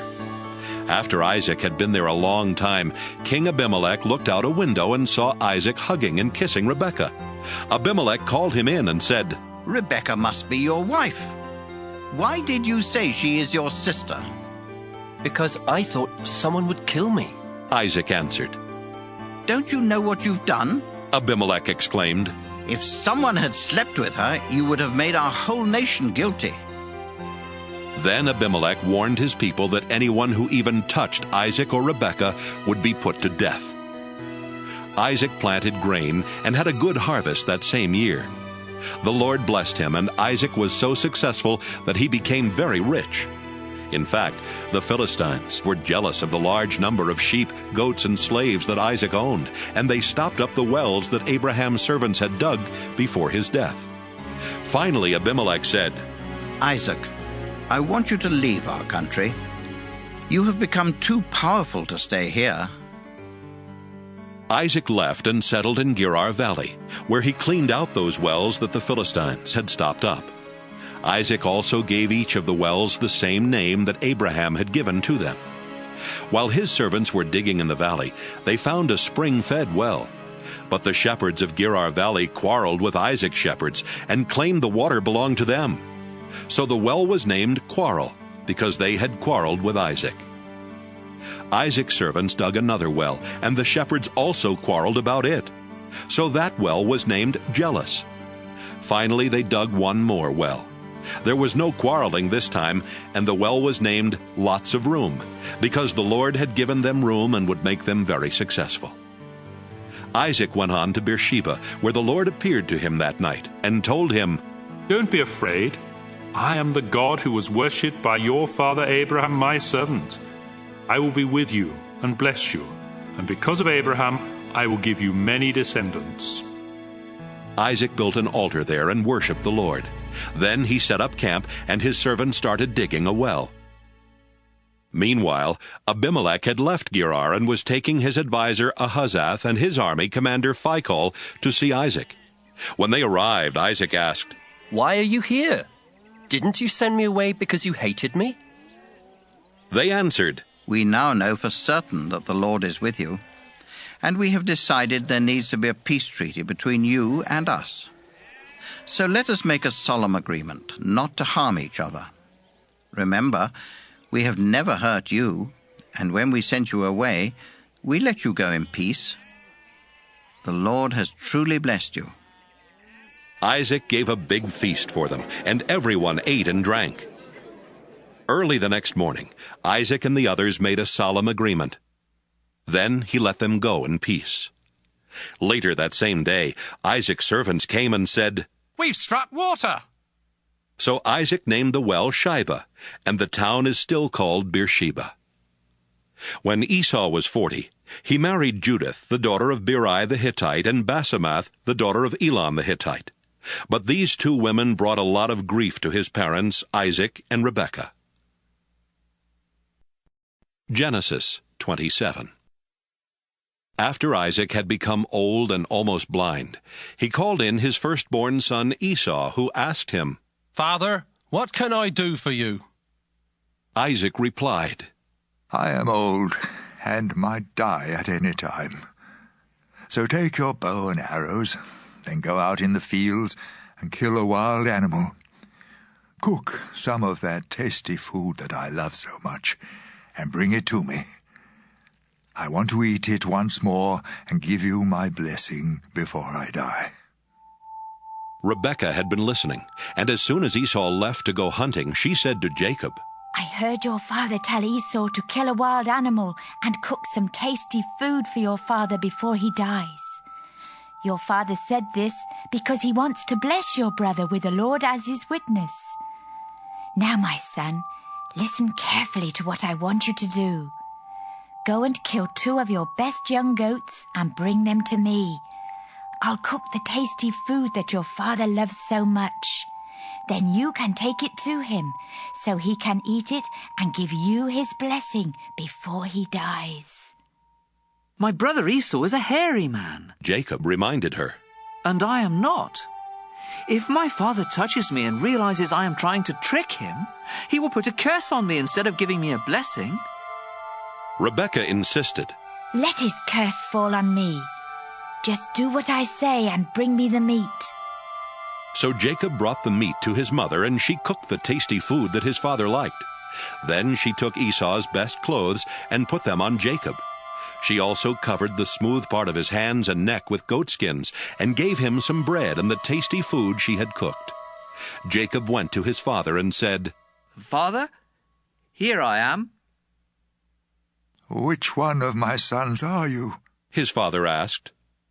Jacob replied, "I am Esau, your firstborn, and I have done what you told me. Please sit up and eat the meat I have brought. Then you can give me your blessing."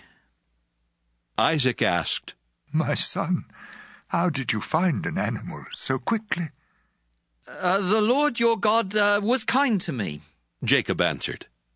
"My son," Isaac said, "come closer where I can touch you and find out if you really are Esau."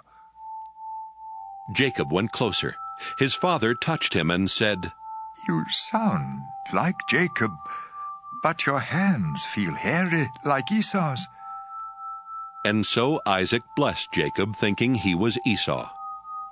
Isaac asked, "Are you really my son Esau?" "Yes, I am," Jacob answered.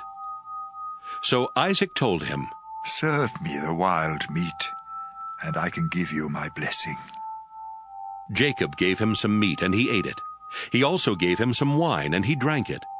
Then Isaac said, "Son, come over here and kiss me."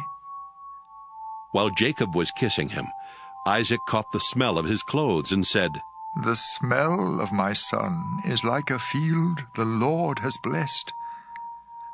God will bless you, my son, with dew from heaven and with fertile fields, rich with grain and grapes.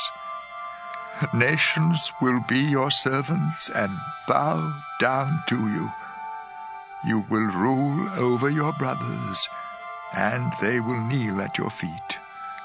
Anyone who curses you will be cursed, Anyone who blesses you will be blessed. Right after Isaac had given Jacob his blessing and Jacob had gone, Esau came back from hunting. He cooked the tasty food, brought it to his father, and said, "Father, please sit up and eat the meat I brought you, so you can give me your blessing." "Who are you?" Isaac asked. "I am Esau, your firstborn son." Isaac started trembling and said, "Then who brought me some wild meat right before you came in? I ate it and gave him a blessing that cannot be taken back." Esau cried loudly and begged, "Father, give me a blessing too." Isaac answered, "Your brother tricked me and stole your blessing." Esau replied, "My brother deserves the name Jacob, because he has already cheated me twice. The first time he cheated me out of my rights as the firstborn son, and now he has cheated me out of my blessing." Then Esau asked his father, "Don't you still have any blessing left for me?" "My son," Isaac answered, "I have made Jacob the ruler over you and your brothers, and all of you will be his servants. I have also promised him all the grain and grapes that he needs. There's nothing left that I can do for you." "Father," Esau asked, "don't you have more than one blessing? You can surely give me a blessing too." Then Esau started crying again. So his father said, "Your home will be far from that fertile land where dew comes down from the heavens. You will live by the power of your sword and be your brother's slave. But when you decide to be free, you will break loose." Esau hated his brother Jacob because he had stolen the blessing that was supposed to be his. So he said to himself, "Just as soon as my father dies, I'll kill Jacob." When Rebekah found out what Esau planned to do, she sent for Jacob and told him, "Son, your brother Esau is just waiting for the time when he can kill you. Now listen carefully and do what I say.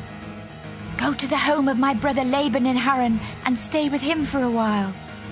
When Esau stops being angry and forgets what you have done to him, I'll send for you to come home. Why should I lose both of my sons on the same day?" Rebekah later told Isaac, "Those Hittite wives of Esau are making my life miserable. If Jacob marries a Hittite woman, I'd be better off dead." Genesis 28. Isaac called in Jacob, then gave him a blessing and said, "Don't marry any of those Canaanite women.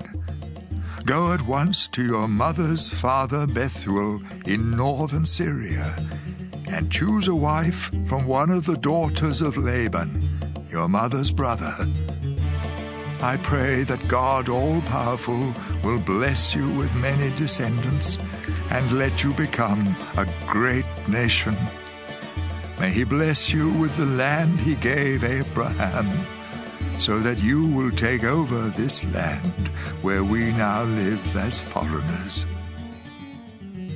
Isaac then sent Jacob to stay with Rebekah's brother Laban, the son of Bethuel the Aramean. Esau found out that his father Isaac had blessed Jacob and had warned him not to marry any of the Canaanite women. He also learned that Jacob had been sent to find a wife in northern Syria and that he had obeyed his father and mother. Esau already had several wives, but he realized at last how much his father hated the Canaanite women. So he married Ishmael's daughter Mahalath, who was the sister of Nebaioth and the granddaughter of Abraham. Jacob left the town of Beersheba and started out for Haran. At sunset he stopped for the night and went to sleep, resting his head on a large rock. In a dream, he saw a ladder that reached from earth to heaven, and God's angels were going up and down on it. The Lord was standing beside the ladder and said, "I am the Lord God who was worshipped by Abraham and Isaac.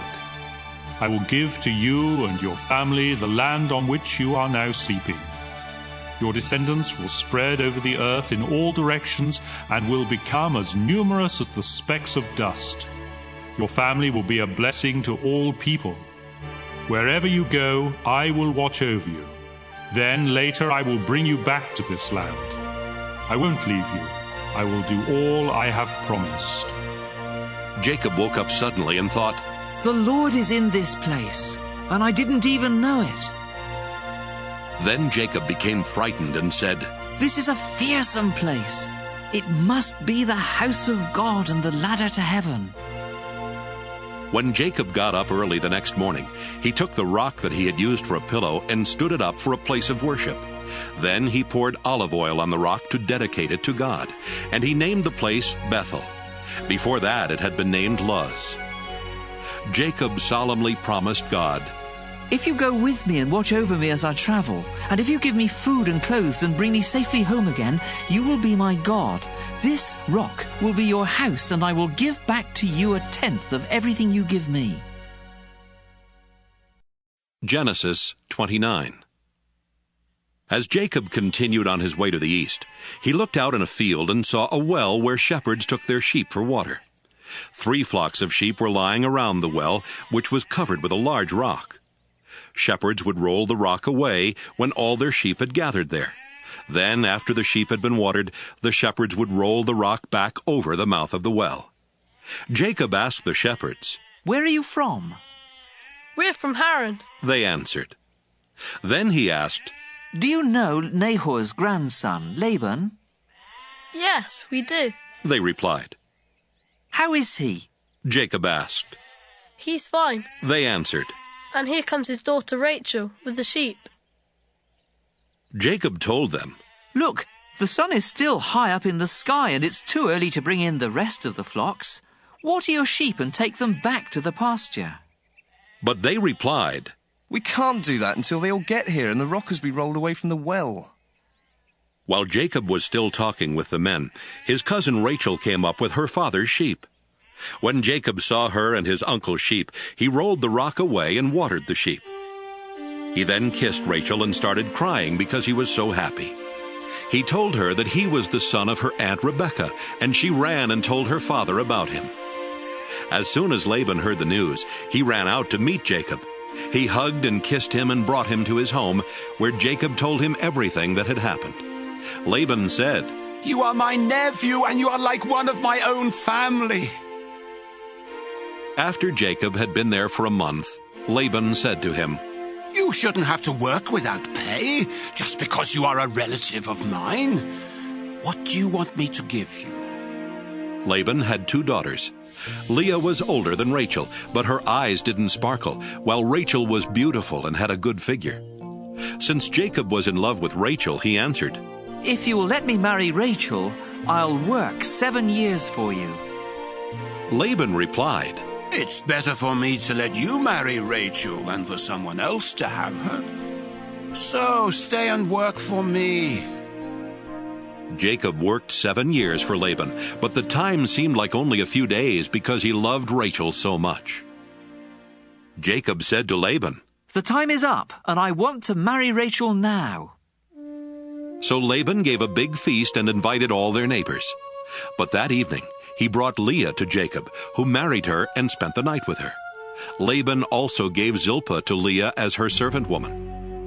The next morning, Jacob found out that he had married Leah, and he asked Laban, "Why did you do this to me? Didn't I work to get Rachel? Why did you trick me?"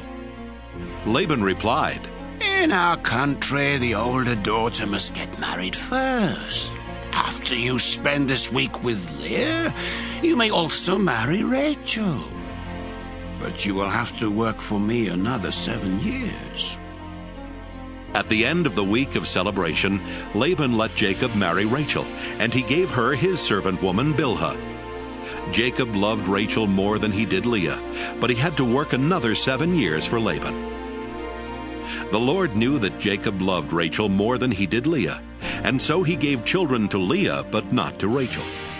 Leah gave birth to a son and named him Reuben, because she said, "The Lord has taken away my sorrow. Now my husband will love me more than he does Rachel." She had a second son, and named him Simeon, because she said, "The Lord has heard that my husband doesn't love me." When Leah's third son was born, she said, "Now my husband will hold me close." So this son was named Levi. She had one more son and named him Judah, because she said, "I'll praise the Lord." Genesis 30. Rachel was very jealous of Leah for having children, and she said to Jacob, "I'll die if you don't give me some children." But Jacob became upset with Rachel and answered, "Don't blame me. I'm not God." "Here, take my servant Bilhah. Rachel told him. Have children by her, and I'll let them be born on my knees to show that they are mine." Then Rachel let Jacob marry Bilhah, and they had a son. Rachel named him Dan because she said, "God has answered my prayers. He has judged me and given me a son." When Bilhah and Jacob had a second son, Rachel said, "I've struggled hard with my sister, and I've won." So she named the boy Naphtali. When Leah realized she could not have any more children, she let Jacob marry her servant Zilpah, and they had a son. "I'm really lucky," Leah said, and she named the boy Gad. When they had another son, Leah exclaimed, "I'm happy now, and all the women will say how happy I am." So she named him Asher. During the time of the wheat harvest, Reuben found some love flowers and took them to his mother Leah. Rachel asked Leah for some of them, but Leah said, "It's bad enough that you stole my husband. Now you want my son's love flowers too." "All right," Rachel answered. "Let me have the flowers, and you can sleep with Jacob tonight." That evening, when Jacob came in from the fields, Leah told him, "You're sleeping with me tonight. I hired you with my son's love flowers." They slept together that night, and God answered Leah's prayers by giving her a fifth son. Leah shouted, "God has rewarded me for letting Jacob marry my servant." And she named the boy Issachar. When Leah had another son, she exclaimed, "God has given me a wonderful gift, and my husband will praise me for giving him 6 sons." So she named the boy Zebulun. Later, Leah had a daughter and named her Dinah. Finally, God remembered Rachel. He answered her prayer by giving her a son. "God has taken away my disgrace," she said. "I'll name the boy Joseph, and I'll pray that the Lord will give me another son."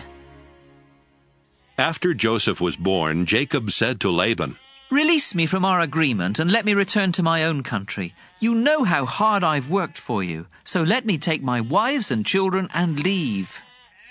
But Laban told him, "If you really are my friend, stay on, and I'll pay whatever you ask.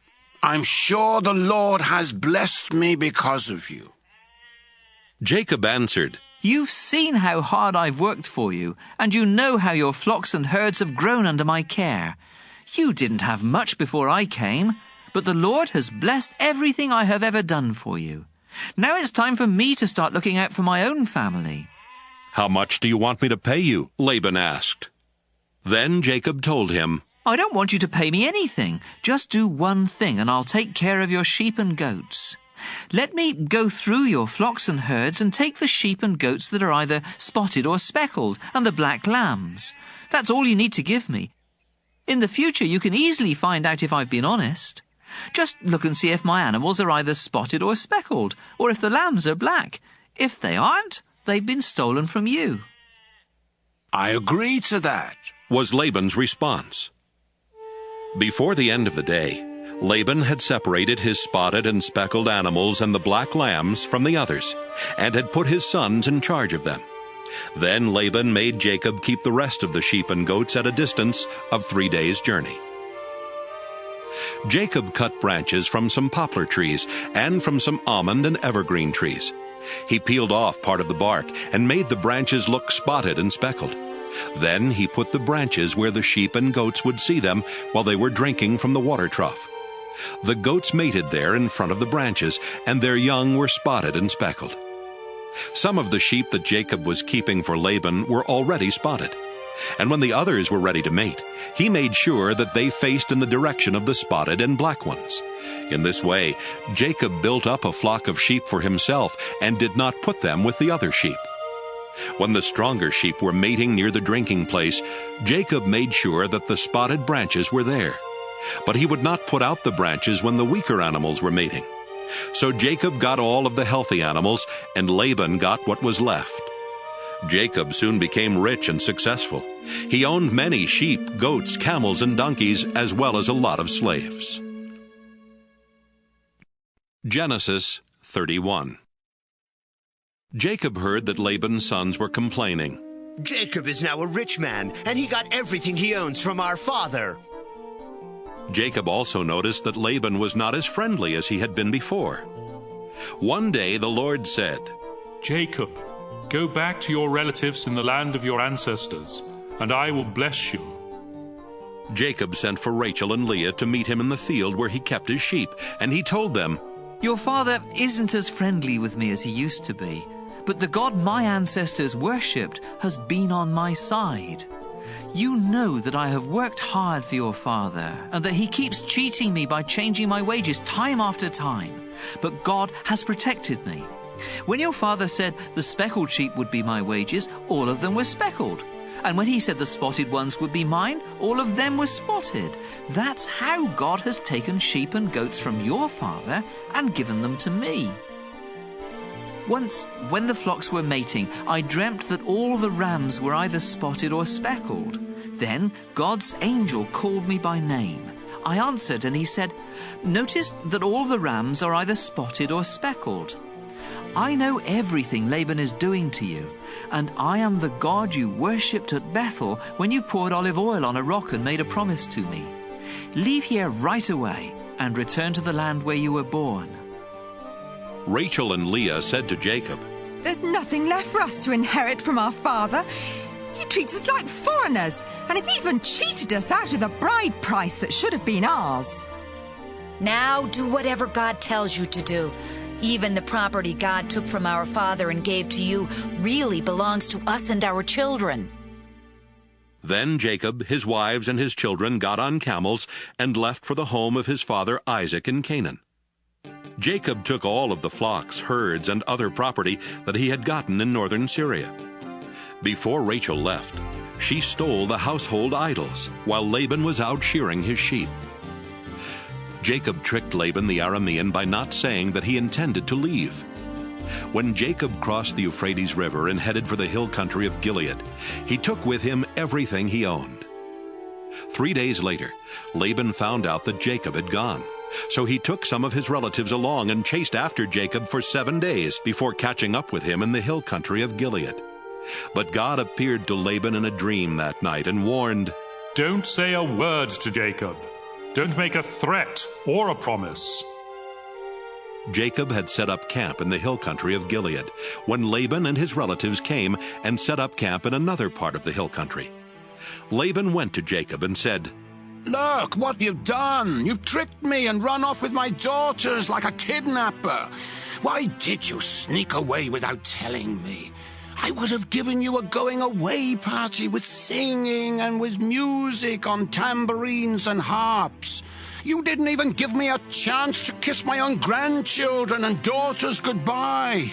That was really foolish. I could easily hurt you, but the God your father worshipped has warned me not to make any threats or promises.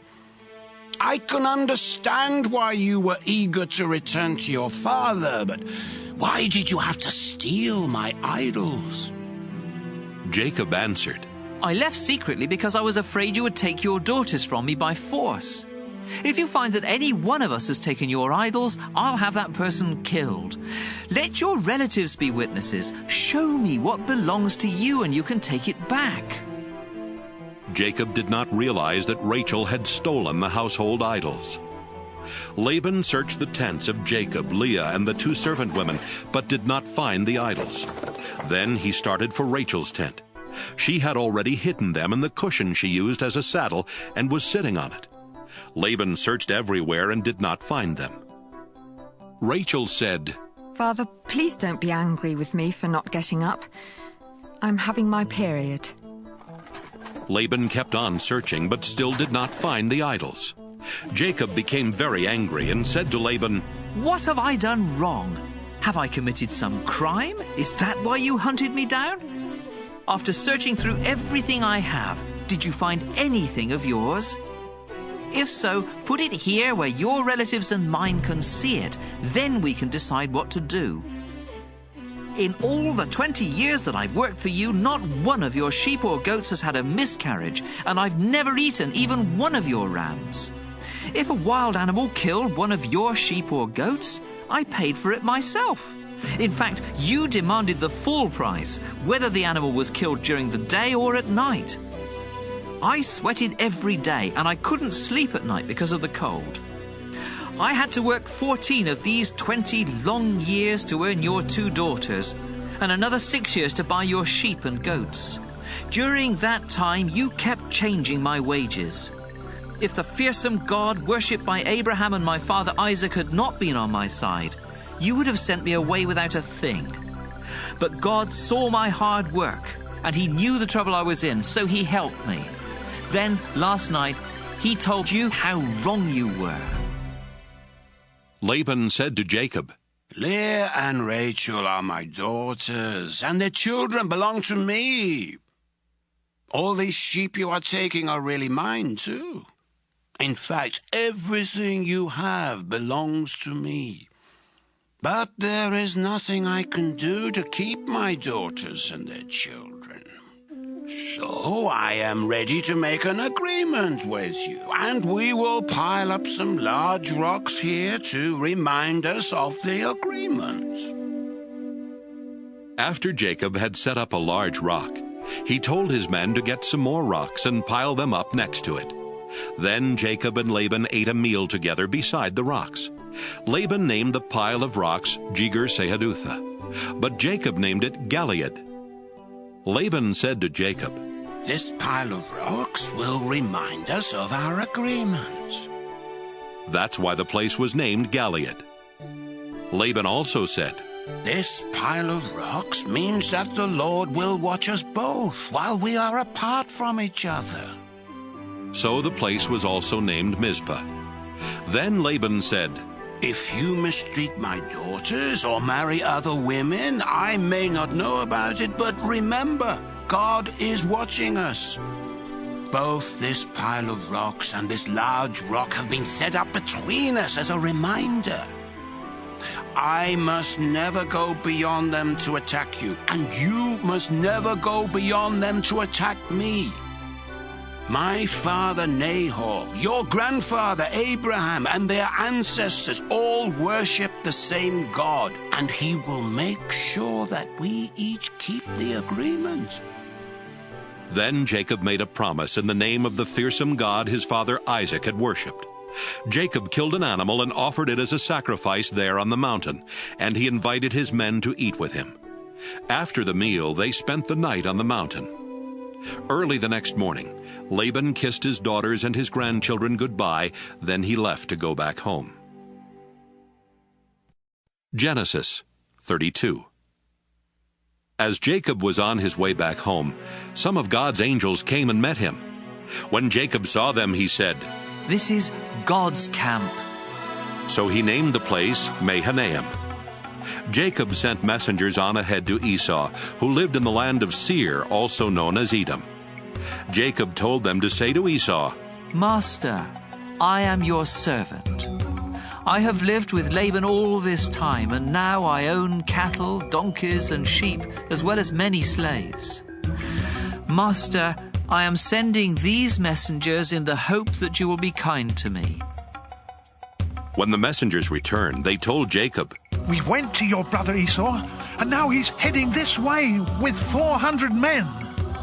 Jacob was so frightened that he divided his people, sheep, cattle, and camels into 2 groups. He thought, "If Esau attacks one group, perhaps the other can escape." Then Jacob prayed, "You, Lord, are the God who was worshipped by my grandfather Abraham and by my father Isaac. You told me to return home to my family, and you promised to be with me and make me successful. I don't deserve all the good things you have done for me, your servant. When I first crossed the Jordan, I had only my walking stick, but now I have 2 large groups of people and animals. Please rescue me from my brother. I am afraid he will come and attack not only me, but my wives and children as well. But you have promised that I would be a success, and that someday it will be as hard to count my descendants as it is to count the stars in the sky. After Jacob had spent the night there, he chose some animals as gifts for Esau: 200 female goats and 20 males, 200 female sheep and 20 males, 30 female camels with their young, 40 cows and 10 bulls, and 20 female donkeys and 10 males. Jacob put servants in charge of each herd and told them, "Go ahead of me and keep a space between each herd." Then he said to the servant in charge of the first herd, "When Esau meets you, he will ask whose servant you are. He will want to know where you are going and who owns those animals in front of you. So tell him, they belong to your servant Jacob, who is coming this way. He is sending them as a gift to his master Esau." Jacob also told the men in charge of the second and third herds and those who followed to say the same thing when they met Esau. And Jacob told them to be sure to say that he was right behind them. Jacob hoped the gifts would make Esau friendly, so Esau would be glad to see him when they met. Jacob's men took the gifts on ahead of him, but he spent the night in camp. Jacob got up in the middle of the night and took his wives, his 11 children, and everything he owned across to the other side of the Jabbok River for safety. Afterwards, Jacob went back and spent the rest of the night alone. A man came and fought with Jacob until just before daybreak. When the man saw that he could not win, he struck Jacob on the hip and threw it out of joint. They kept on wrestling until the man said, "Let go of me. It's almost daylight." "You can't go until you bless me," Jacob replied. Then the man asked, "What is your name?" "Jacob," he answered. The man said, "Your name will no longer be Jacob. You have wrestled with God and with men, and you have won. That's why your name will be Israel." Jacob said, "Now tell me your name." "Don't you know who I am?" he asked, and he blessed Jacob. Jacob said, "I have seen God face to face, and I am still alive." So he named the place Peniel. The sun was coming up as Jacob was leaving Peniel. He was limping because he had been struck on the hip, and the muscle on his hip joint had been injured. That's why even today the people of Israel don't eat the hip muscle of any animal. Genesis 33. Later that day, Jacob met Esau coming with his 400 men. So Jacob had his children walk with their mothers. The 2 servant women, Zilpah and Bilhah, together with their children went first, followed by Leah and her children, then by Rachel and Joseph. Jacob himself walked in front of them all, bowing to the ground 7 times as he came near his brother. But Esau ran toward Jacob and hugged and kissed him. Then the 2 brothers started crying. When Esau noticed the women and children, he asked, "Whose children are these?" Jacob answered, "These are the ones the Lord has been kind enough to give to me, your servant." Then the 2 servant women and their children came and bowed down to Esau. Next, Leah and her children came and bowed down. Finally, Joseph and Rachel also came and bowed down. Esau asked Jacob, "What did you mean by these herds I met along the road?" "Master," Jacob answered, "I sent them so that you would be friendly to me." "But brother, I already have plenty," Esau replied. "Keep them for yourself." "No," Jacob said. "Please accept these gifts as a sign of your friendship for me. When you welcomed me and I saw your face, it was like seeing the face of God. Please accept these gifts I brought to you.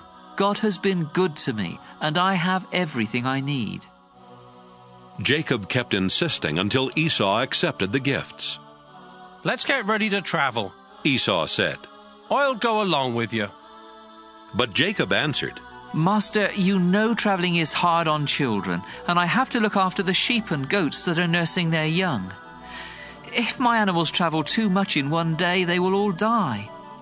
Why don't you go on ahead and let me travel along slowly with the children, the herds and the flocks? We can meet again in the country of Edom." Esau replied, "Let me leave some of my men with you." "You don't have to do that," Jacob answered. "I am happy simply knowing that you are friendly to me." So Esau left for Edom. But Jacob went to Succoth, where he built a house for himself and set up shelters for his animals. That's why the place is called Succoth. After leaving northern Syria, Jacob arrived safely at Shechem in Canaan and set up camp outside the city. The land where he camped was owned by the descendants of Hamor, the father of Shechem. So Jacob paid them 100 pieces of silver for the property. Then he set up his tents and built an altar there to honor the God of Israel. Genesis 34. Dinah, the daughter of Jacob and Leah, went to visit some of the women who lived there. She was seen by Hamor's son Shechem, the leader of the Hivites, and he grabbed her and raped her. But Shechem was attracted to Dinah, so he told her how much he loved her.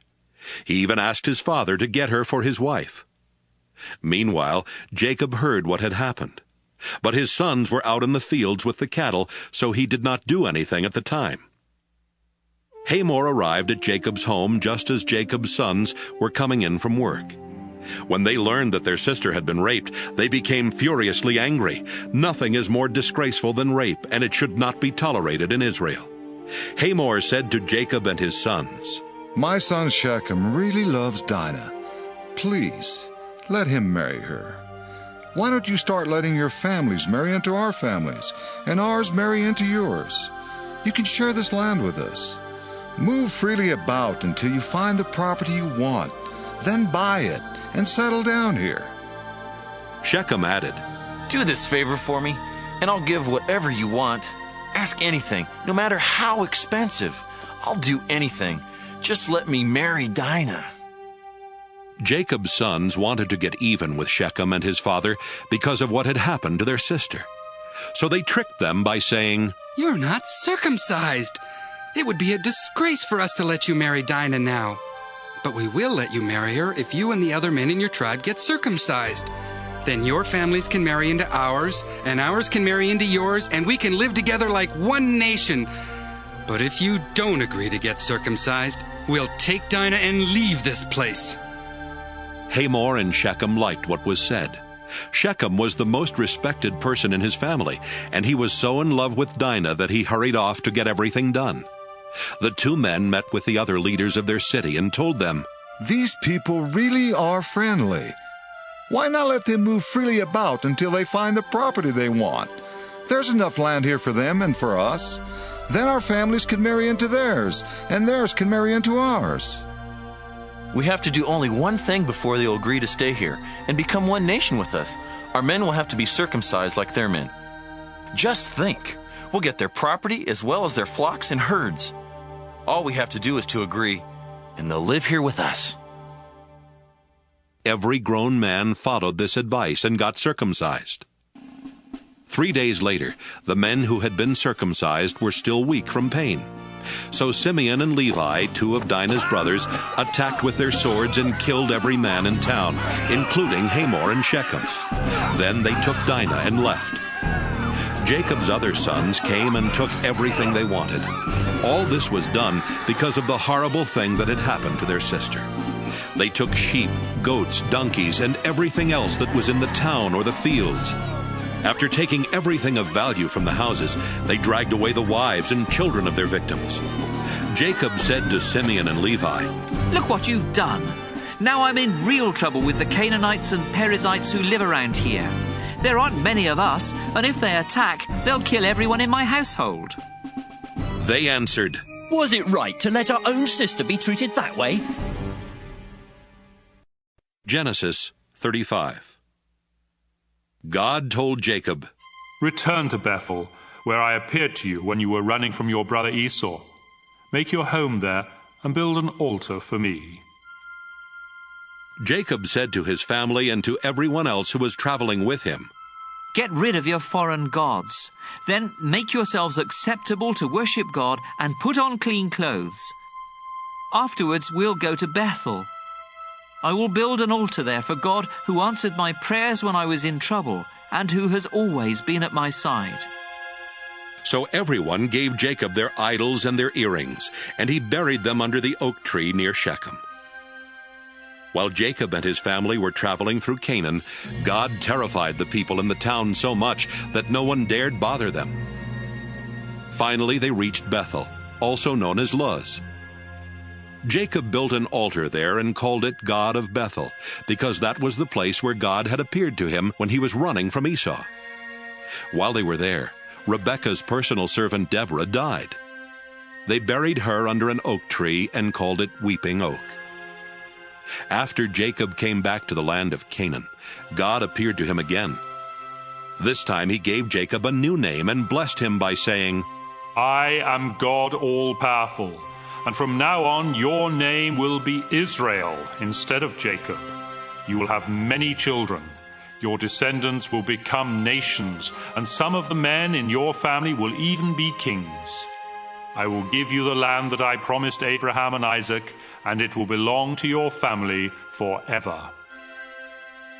After God had gone, Jacob set up a large rock so that he would remember what had happened there. Then he poured wine and olive oil on the rock to show that it was dedicated to God, and he named the place Bethel. Jacob and his family had left Bethel and were still a long way from Ephrath when the time came for Rachel's baby to be born. She was having a rough time, but the woman who was helping her said, "Don't worry, it's a boy."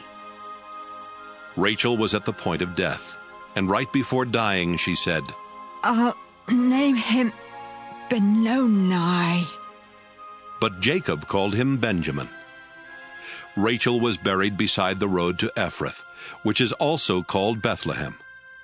Jacob set up a tombstone over her grave, and it is still there. Jacob, also known as Israel, traveled to the south of Eder Tower, where he set up camp.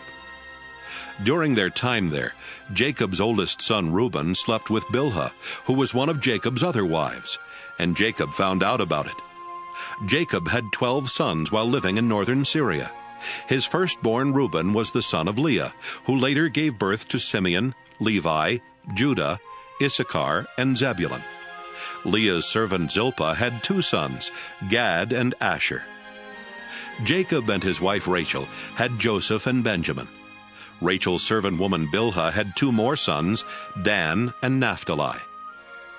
Jacob went to his father Isaac at Hebron, also called Mamre or Kiriath Arba, where Isaac's father Abraham had lived as a foreigner.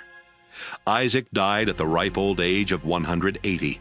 Then his sons Esau and Jacob buried him. Genesis 36. Esau, also known as Edom, had many descendants. He married 3 Canaanite women. The first was Adah, the daughter of Elam the Hittite. The second was Oholibamah, the daughter of Anah and the granddaughter of Zibeon the Hivite. The third was Basemath, who was Ishmael's daughter and Nebaioth's sister. Esau and his 3 wives had 5 sons while in Canaan. Adah's son was Eliphaz. Basemath's son was Reuel. Oholibamah's 3 sons were Jeush, Jalam, and Korah. Esau took his children and wives, his relatives and servants, his animals and possessions he had gotten while in Canaan, and moved far from Jacob. He did this because the land was too crowded and could not support him and his brother with their flocks and herds. That's why Esau made his home in the hill country of Seir. Esau lived in the hill country of Seir and was the ancestor of the Edomites. Esau had 3 wives, Adah, Basemath, and Oholibamah. Here is a list of his descendants. Esau and Adah had a son named Eliphaz, whose sons were Teman, Omar, Zepho, Gatam, and Kenaz. Timnah was the other wife of Esau's son Eliphaz, and she had a son named Amalek. Esau and Basemath had a son named Reuel, whose sons were Nahath, Zerah, Shammah, and Mizah. Esau and Oholibamah had 3 sons, Jeush, Jalam, and Korah. Esau and Ada's oldest son was Eliphaz, and the clans that descended from him were Teman, Omar, Zepho, Kenaz, Korah, Gatam, and Amalek. These and Esau's other descendants lived in the land of Edom.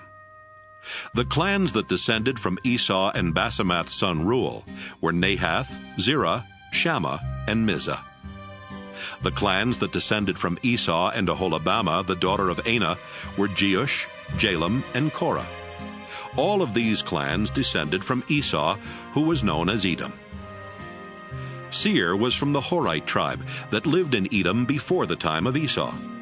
The clans that had descended from him were Lotan, Shobal, Zibeon, Anah, Dishon, Ezer, and Dishan. Lotan's sons were Horai and Heman. His sister was Timnah. Shobal's sons were Alvan, Manahath, Ebal, Shepho, and Onam. Zibeon's sons were Ea and Anah, the same Anah who found an oasis in the desert while taking the donkeys of his father out to pasture. Anah's children were Dishon and Aholibamah. Dishon's sons were Hemdan, Eshban, Ithran, and Kiran. Ezer's sons were Bilhan, Zeavan, and Achan. Dishan's sons were Uz and Aaron. The clans of the Horites were Lotan, Shobal, Zibeon, Anah, Dishon, Ezer, and Dishan, and they lived in the land of Seir. Before there were kings in Israel, the following kings ruled Edom one after another: Bela, son of Beor, from Dinhabah; Jobab, son of Zerah, from Basra; Husham, from the land of Teman; Hadad, son of Bedad, from Avith. Bedad had defeated the Midianites in Moab; Samlah, from Masrekah; Shaul, from the city of Rehoboth on the Euphrates River; Baal-Hanan, son of Akbor; Hadar, from the city of Pau. His wife Mehetabel was the daughter of Matred and the granddaughter of Mezahab. The clans that descended from Esau took their names from their families and the places where they lived. They are Timnah, Alva, Jethath, Aholibamah, Elah, Pinon, Kenaz, Teman, Mibzar, Magdiel, and Iram. These clans descended from Esau, who was known as Edom, the father of the Edomites. They took their names from the places where they settled. Genesis 37. Jacob lived in the land of Canaan, where his father Isaac had lived, and this is the story of his family. When Jacob's son Joseph was 17 years old, he took care of the sheep with his brothers, the sons of Bilhah and Zilpah. But he was always telling his father all sorts of bad things about his brothers. Jacob loved Joseph more than he did any of his other sons, because Joseph was born after Jacob was very old. Jacob had given Joseph a fancy coat to show that he was his favorite son, and so Joseph's brothers hated him and would not be friendly to him. One day, Joseph told his brothers what he had dreamed, and they hated him even more. Joseph said, "Let me tell you about my dream. We were out in the field, tying up bundles of wheat. Suddenly, my bundle stood up, and your bundles gathered round and bowed down to it." His brothers asked, "Do you really think you're going to be king and rule over us?" Now they hated Joseph more than ever because of what he had said about his dream. Joseph later had another dream, and he told his brothers, "Listen to what else I dreamed. The sun, the moon, and 11 stars bowed down to me." When he told his father about this dream, his father became angry and said, "What's that supposed to mean? Are your mother and I and your brothers all going to come and bow down in front of you?" Joseph's brothers were jealous of him, but his father kept wondering about the dream. One day, when Joseph's brothers had taken the sheep to a pasture near Shechem, his father Jacob said to him, "I want you to go to your brothers. They are with the sheep near Shechem." "Yes, sir," Joseph answered. His father said, "Go and find out how your brothers and the sheep are doing. Then come back and let me know." So he sent him from Hebron Valley. Joseph was near Shechem and wandering through the fields when a man asked, "What are you looking for?"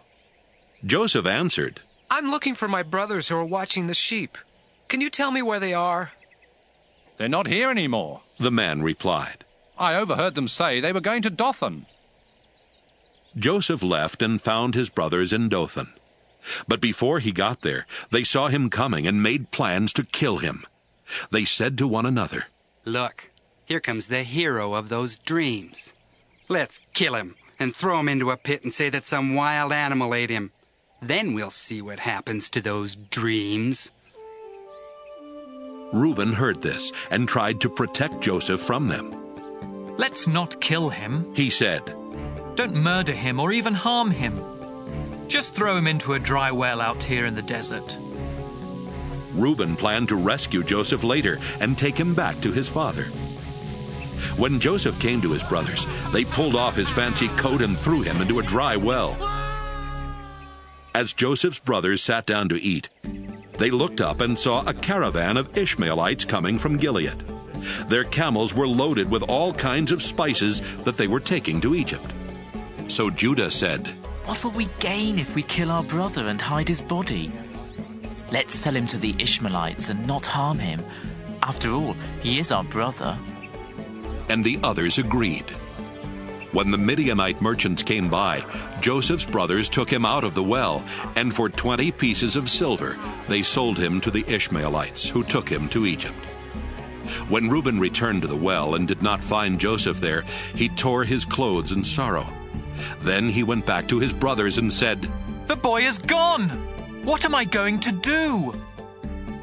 Joseph's brothers killed a goat and dipped Joseph's fancy coat in its blood.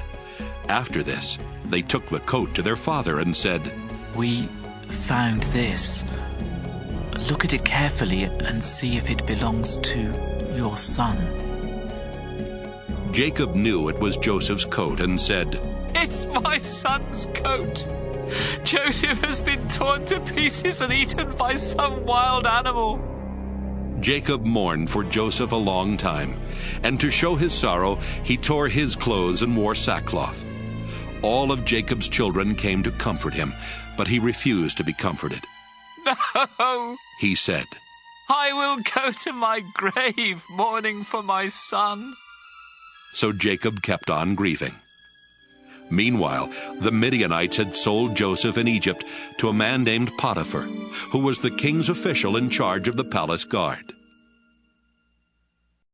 Genesis 38. About that time, Judah left his brothers in the hill country and went to live near his friend Hira in the town of Adullam. While there, he met the daughter of Shua, a Canaanite man. Judah married her, and they had 3 sons. He named the first one She named the next one Onan. The third one was born when Judah was in Chezib, and she named him Shelah. Later, Judah chose Tamar as a wife for his oldest son. But was very evil, and the Lord took his life. So Judah told Onan, "It's your duty to marry Tamar and have a child for your brother." Onan knew the child would not be his, and when he had sex with Tamar, he made sure that she would not get pregnant. The Lord wasn't pleased with Onan and took his life too. Judah did not want the same thing to happen to his son Shelah, and he told Tamar, "Go home to your father and live there as a widow until my son Shelah is grown." So Tamar went to live with her father. Some years later, Judah's wife died, and he mourned for her. He then went with his friend Hira to the town of Timnah, where his sheep were being sheared. Tamar found out that her father-in-law Judah was going to Timnah to shear his sheep. She also realized that Shelah was now a grown man, but she had not been allowed to marry him. So she decided to dress in something other than her widow's clothes and to cover her face with a veil. After this, she sat outside the town of Enaim on the road to Timnah. When Judah came along, he did not recognize her because of the veil. He thought she was a prostitute and asked her to sleep with him. She asked, "What will you give me if I do?" "One of my young goats," he answered. "What will you give me to keep until you send the goat?" she asked. "What do you want?" he asked in return. "The ring on that cord around your neck," was her reply. "I also want the special walking stick you have with you." He gave them to her. They slept together, and she became pregnant. After returning home, Tamar took off the veil and dressed in her widow's clothes again. Judah had his friend Hira take a goat to the woman, so he could get back the ring and walking stick, but she wasn't there. Hira asked the people of Enaim, "Where is the prostitute who sat along the road outside your town?" "There's never been one here," they answered. Hira went back and told Judah, "I couldn't find the woman, and the people of Enaim said no prostitute had ever been there." "If you couldn't find her, we'll just let her keep the things I gave her," Judah answered. "And we'd better forget about the goat, or else we'll look like fools."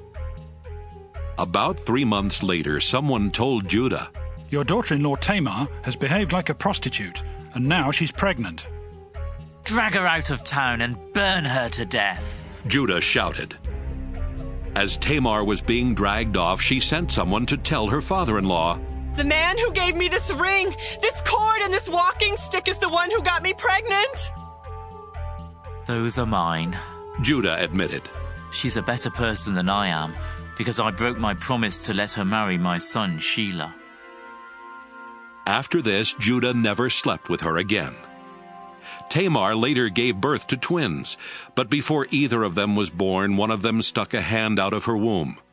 The woman who was helping tied a red thread around the baby's hand and explained, "This one came out first." Right away, his hand went back in, and the other child was born first. The woman then said, "What an opening you've made for yourself." So they named the baby Perez. When the brother with the red thread came out, they named him Zerah. Genesis 39. The Ishmaelites took Joseph to Egypt and sold him to Potiphar, the king's official in charge of the palace guard. So Joseph lived in the home of Potiphar, his Egyptian owner. Soon Potiphar realized that the Lord was helping Joseph to be successful in whatever he did. Potiphar liked Joseph and made him his personal assistant, putting him in charge of his house and all of his property. Because of Joseph, the Lord began to bless Potiphar's family and fields. Potiphar left everything up to Joseph, and with Joseph there, the only decision he had to make was what he wanted to eat. Joseph was well-built and handsome, and Potiphar's wife soon noticed him.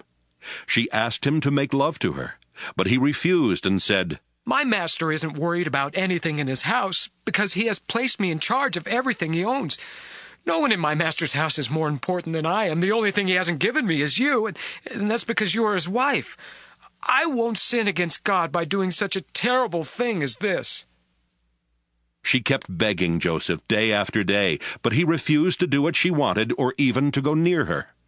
One day, Joseph went to Potiphar's house to do his work, and none of the other servants were there. Potiphar's wife grabbed hold of his coat and said, "Make love to me." Joseph ran out of the house, leaving her hanging onto his coat. When this happened, she called in her servants and said, "Look, this Hebrew has come just to make fools of us. He tried to rape me, but I screamed for help, and when he heard me scream, he ran out of the house, leaving his coat with me."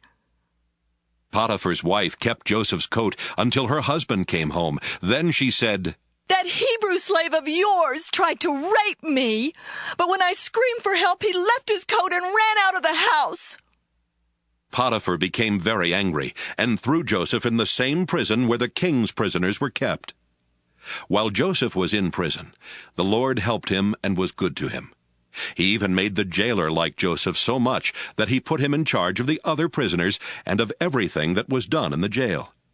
The jailer did not worry about anything because the Lord was with Joseph and made him successful in all that he did. Genesis 40.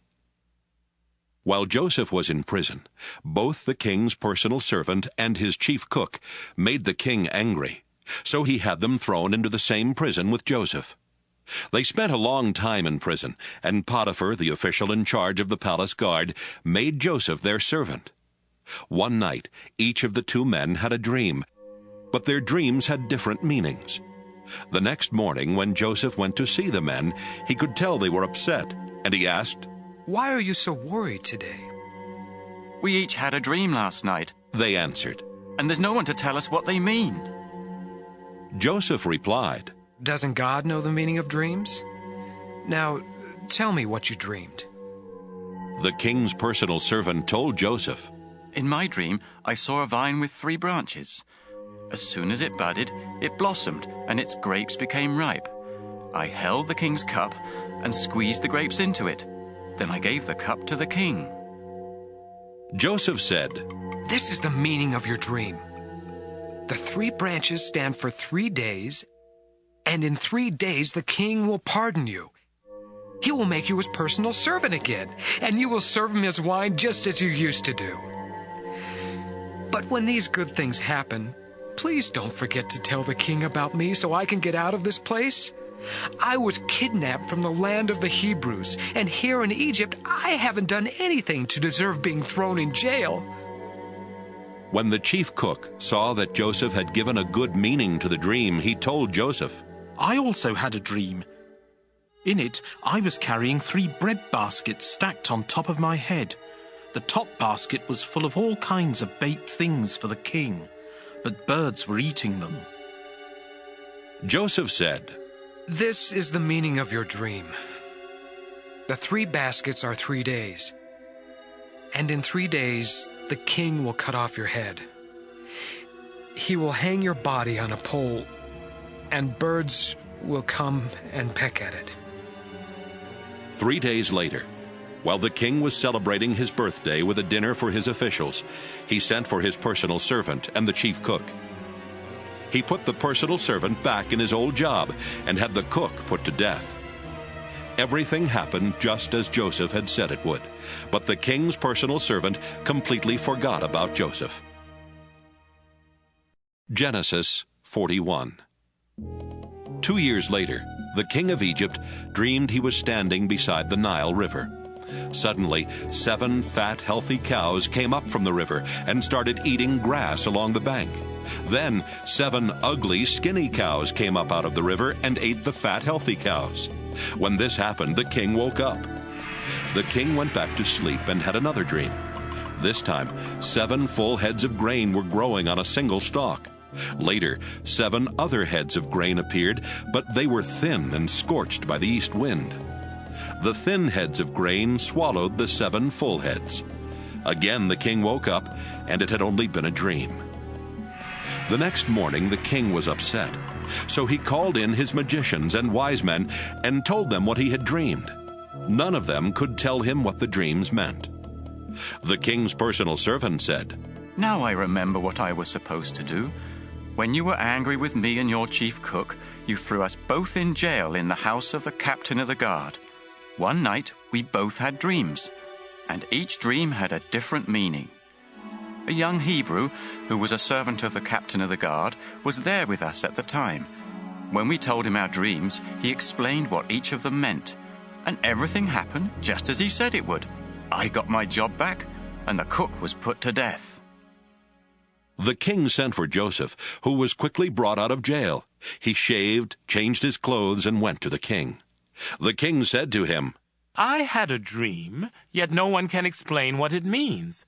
I am told that you can interpret dreams." "Your Majesty," Joseph answered, "I can't do it myself, but God can give a good meaning to your dreams." The king told Joseph, "I dreamed I was standing on the bank of the Nile River. I saw 7 fat, healthy cows come up out of the river. They began feeding on the grass.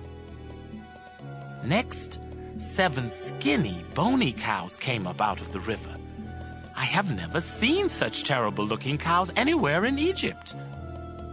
The skinny cows ate the fat ones, but you couldn't tell it because these skinny cows were just as skinny as they were before. Right away, I woke up. I also dreamed that I saw 7 heads of grain growing on one stalk. The heads were full and ripe. Then 7 other heads of grain came up. They were thin and scorched by a wind from the desert. These heads of grain swallowed the full ones. I told my dreams to the magicians, but none of them could tell me the meaning of the dreams."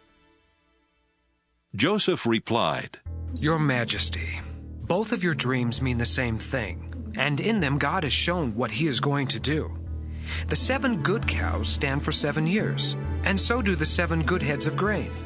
The 7 skinny, ugly cows that came up later also stand for 7 years, as do the 7 bad heads of grain that were scorched by the east wind. The dreams mean there will be 7 years when there won't be enough grain. It is just as I said. God has shown what he intends to do. For 7 years, Egypt will have more than enough grain, but that will be followed by 7 years when there won't be enough. The good years of plenty will be forgotten, and everywhere in Egypt people will be starving. The famine will be so bad that no one will remember that once there had been plenty. God has given you 2 dreams to let you know that he has definitely decided to do this, and that he will do it soon. Your Majesty, you should find someone who is wise and will know what to do, so that you can put him in charge of all Egypt. Then appoint some other officials to collect 1/5 of every crop harvested in Egypt during the 7 years when there is plenty. Give them the power to collect the grain during those good years and to store it in your cities. It can be stored until it is needed during the 7 years when there won't be enough grain in Egypt. This will keep the country from being destroyed because of the lack of food. The king and his officials liked this plan. So the king said to them, No one could possibly handle this better than Joseph, since the Spirit of God is with him. The king told Joseph, God is the only one who has shown you these things. No one else is as wise as you are or knows as much as you do. I'm putting you in charge of my palace, and everybody will have to obey you. No one will be over you except me. You are now governor of all Egypt. Then the king took off his royal ring and put it on Joseph's finger. He gave him fine clothes to wear and placed a gold chain around his neck. He also let him ride in the chariot next to his own, and people shouted, Make way for Joseph! So Joseph was governor of Egypt. The king told Joseph, Although I'm king, no one in Egypt is to do anything without your permission. He gave Joseph the Egyptian name Zaphenath-Paneah, and he let him marry Asenath, the daughter of Potipharah, a priest in the city of Heliopolis. Joseph traveled all over Egypt. Joseph was 30 when the king made him governor, and he went everywhere for the king. For 7 years there were big harvests of grain. Joseph collected and stored up the extra grain in the cities of Egypt near the fields where it was harvested. In fact, there was so much grain that they stopped keeping record, because it was like counting the grains of sand along the beach. Joseph and his wife had 2 sons before the famine began. Their first son was named Manasseh, which means, God has let me forget all my troubles and my family back home. His second son was named Ephraim, which means, God has made me a success in the land where I suffered. Egypt's 7 years of plenty came to an end, and the 7 years of famine began, just as Joseph had said. There was not enough food in other countries, but all over Egypt there was plenty. When the famine finally struck Egypt, the people asked the king for food, but he said, Go to Joseph and do what he tells you to do.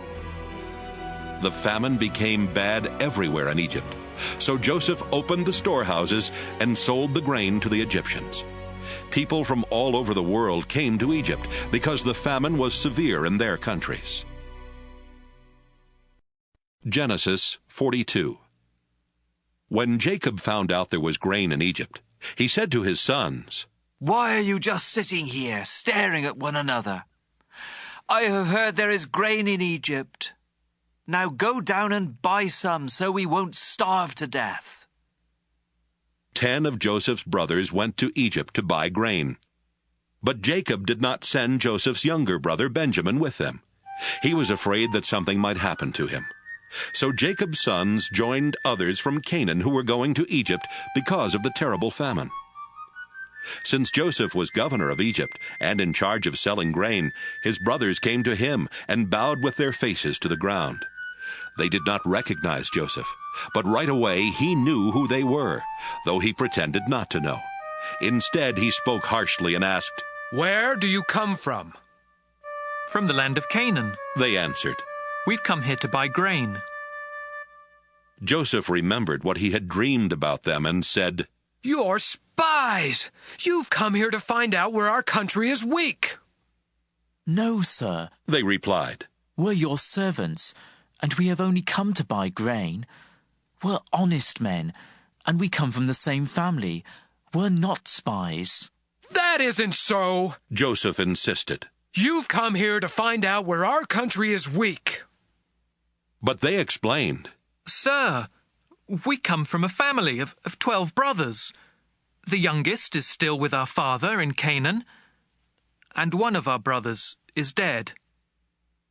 Joseph replied, "It's just like I said. You're spies, and I'm going to find out who you really are. I swear by the life of the king that you won't leave this place until your youngest brother comes here. Choose one of you to go after your brother while the rest of you stay here in jail. That will show whether you are telling the truth. But if you are lying, I swear by the life of the king that you are spies." Joseph kept them all under guard for 3 days before saying to them, "Since I respect God, I'll give you a chance to save your lives. If you are honest men, one of you must stay here in jail, and the rest of you can take the grain back to your starving families. But you must bring your youngest brother to me. Then I'll know that you are telling the truth, and you won't be put to death." Joseph's brothers agreed and said to one another, "We're being punished because of Joseph. We saw the trouble he was in, but we refused to help him when he begged us. That's why these terrible things are happening."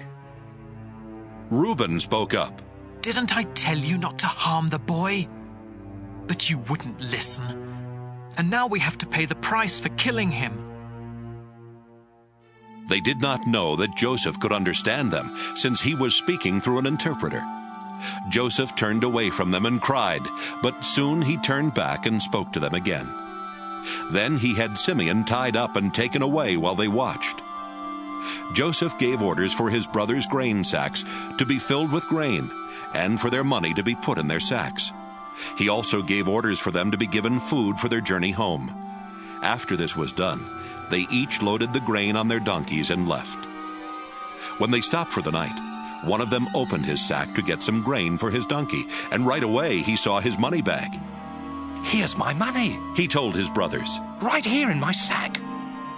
They were trembling with fear as they stared at one another and asked themselves, "What has God done to us?" When they returned to the land of Canaan, they told their father Jacob everything that had happened to them.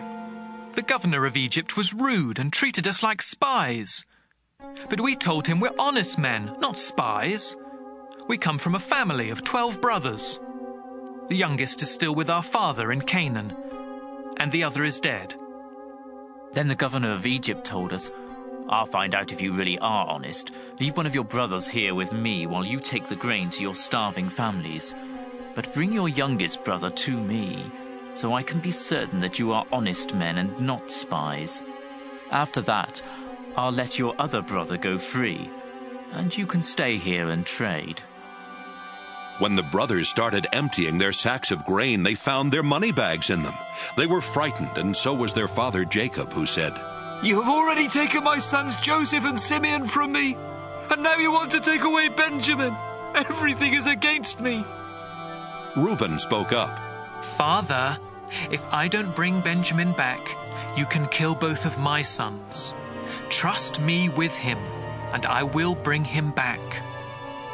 But Jacob said, "I won't let my son Benjamin go down to Egypt with the rest of you.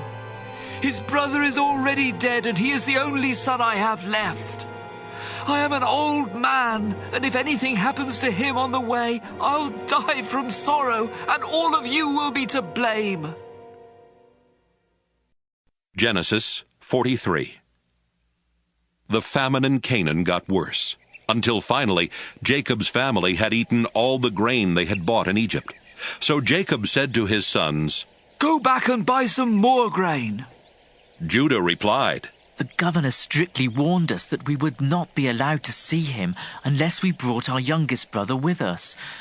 If you let us take Benjamin along, we will go and buy grain, but we won't go without him." Jacob asked, "Why did you cause me so much trouble by telling the governor you had another brother?" They answered, "He asked a lot of questions about us and our family. He wanted to know if you were still alive and if we had any more brothers. All we could do was answer his questions. How could we know he would tell us to bring along our brother?" Then Judah said to his father, "Let Benjamin go with me, and we will leave right away, so that none of us will starve to death. I promise to bring him back safely, and if I don't, you can blame me as long as I live. If we had not wasted all this time, we could already have been there and back twice." Their father said, "If Benjamin must go with you, take the governor a gift of some of the best things from our own country, such as perfume, honey, spices, pistachio nuts and almonds. Also, take along twice the amount of money for the grain, because there must have been some mistake when the money was put back in your sacks. Take Benjamin with you and leave right away. When you go in to see the governor, I pray that God all-powerful will be good to you, and that the governor will let your other brother and Benjamin come back home with you. If I must lose my children, I suppose I must." The brothers took the gifts, twice the amount of money, and Benjamin. Then they hurried off to Egypt. When they stood in front of Joseph, he saw Benjamin and told the servant in charge of his house, "Take these men to my house. Slaughter an animal and cook it so they can eat with me at noon." The servant did as he was told and took the brothers to Joseph's house. But on the way they got worried and started thinking, "We are being taken there because of the money that was put back in our sacks last time. He will arrest us, make us his slaves, and take our donkeys." So when they arrived at Joseph's house, they said to the servant in charge, "Sir, we came to Egypt once before to buy grain. But when we stopped for the night, we each found in our grain sacks the exact amount we had paid. We have brought that money back, together with enough money to buy more grain. We don't know who put the money in our sacks." "It's all right," the servant replied. "Don't worry. The God you and your father worship must have put the money there, because I received your payment in full." Then he brought Simeon out to them. The servant took them into Joseph's house and gave them water to wash their feet. He also tended their donkeys. The brothers got their gifts ready to give to Joseph at noon, since they had heard they were going to eat there. When Joseph came home, they gave him the gifts they had brought, and they bowed down to him. After Joseph had asked how they were, he said, "What about your elderly father? Is he still alive?" They answered, "Your servant, our father, is still alive and well." And again they bowed down to Joseph. When Joseph looked around and saw his brother Benjamin, he said, "This must be your youngest brother, the one you told me about. God bless you, my son." Right away he rushed off to his room and cried because of his love for Benjamin. After washing his face and returning, he was able to control himself and said, "Serve the meal." Joseph was served at a table by himself, and his brothers were served at another. The Egyptians sat at yet another table, because Egyptians felt it was disgusting to eat with Hebrews. To the surprise of Joseph's brothers, they were seated in front of him according to their ages, from the oldest to the youngest. They were served food from Joseph's table, and Benjamin was given 5 times as much as each of the others. So Joseph's brothers drank with him and had a good time. Genesis 44. Later, Joseph told the servant in charge of his house, "Fill the men's grain sacks with as much as they can hold, and put their money in the sacks. Also, put my silver cup in the sack of the youngest brother." The servant did as he was told. Early the next morning, the men were sent on their way with their donkeys. But they had not gone far from the city when Joseph told the servant, Go after those men. When you catch them, say, 'My master has been good to you, so why have you stolen his silver cup?' Not only does he drink from his cup, but he also uses it to learn about the future. You have done a terrible thing." When the servant caught up with them, he said exactly what Joseph had told him to say. But they replied, "Sir, why do you say such things? We would never do anything like that." We even returned the money we found in our grain sacks when we got back to Canaan. So why would we want to steal any silver or gold from your master's house? If you find that one of us has the cup, then kill him, and the rest of us will become your slaves." "Good," the man replied. "I'll do what you have said, but only the one who has the cup will become my slave. The rest of you can go free." Each of the brothers quickly put his sack on the ground and opened it. Joseph's servants started searching the sacks, beginning with the one that belonged to the oldest brother. When he came to Benjamin's sack, he found the cup. This upset the brothers so much that they began tearing their clothes in sorrow. Then they loaded their donkeys and returned to the city. When Judah and his brothers got there, Joseph was still at home. So they bowed down to Joseph, who asked them, "What have you done? Didn't you know I could find out?" "Sir, what can we say?" Judah replied. "How can we prove we are innocent? God has shown that we are guilty, and now all of us are your slaves, especially the one who had the cup." Joseph told them, "I would never punish all of you. Only the one who was caught with the cup will become my slave. The rest of you are free to go home to your father." Judah went over to Joseph and said, "Sir, you have as much power as the king himself, and I am only your slave. Please don't get angry if I speak. You asked us if our father was still alive and if we had any more brothers. So we told you, our father is a very old man. In fact, he was already old when Benjamin was born. Benjamin's brother is dead. Now Benjamin is the only one of the two brothers who is still alive, and our father loves him very much. You ordered us to bring him here so you could see him for yourself. We told you that our father would die if Benjamin left him. But you warned us that we could never see you again unless our youngest brother came with us. So we returned to our father and reported what you had said. Later, our father told us to come back here and buy more grain. But we answered, we can't go back to Egypt without our youngest brother. We will never be let in to see the governor unless he is with us. Sir, our father then reminded us that his favorite wife had given birth to 2 sons.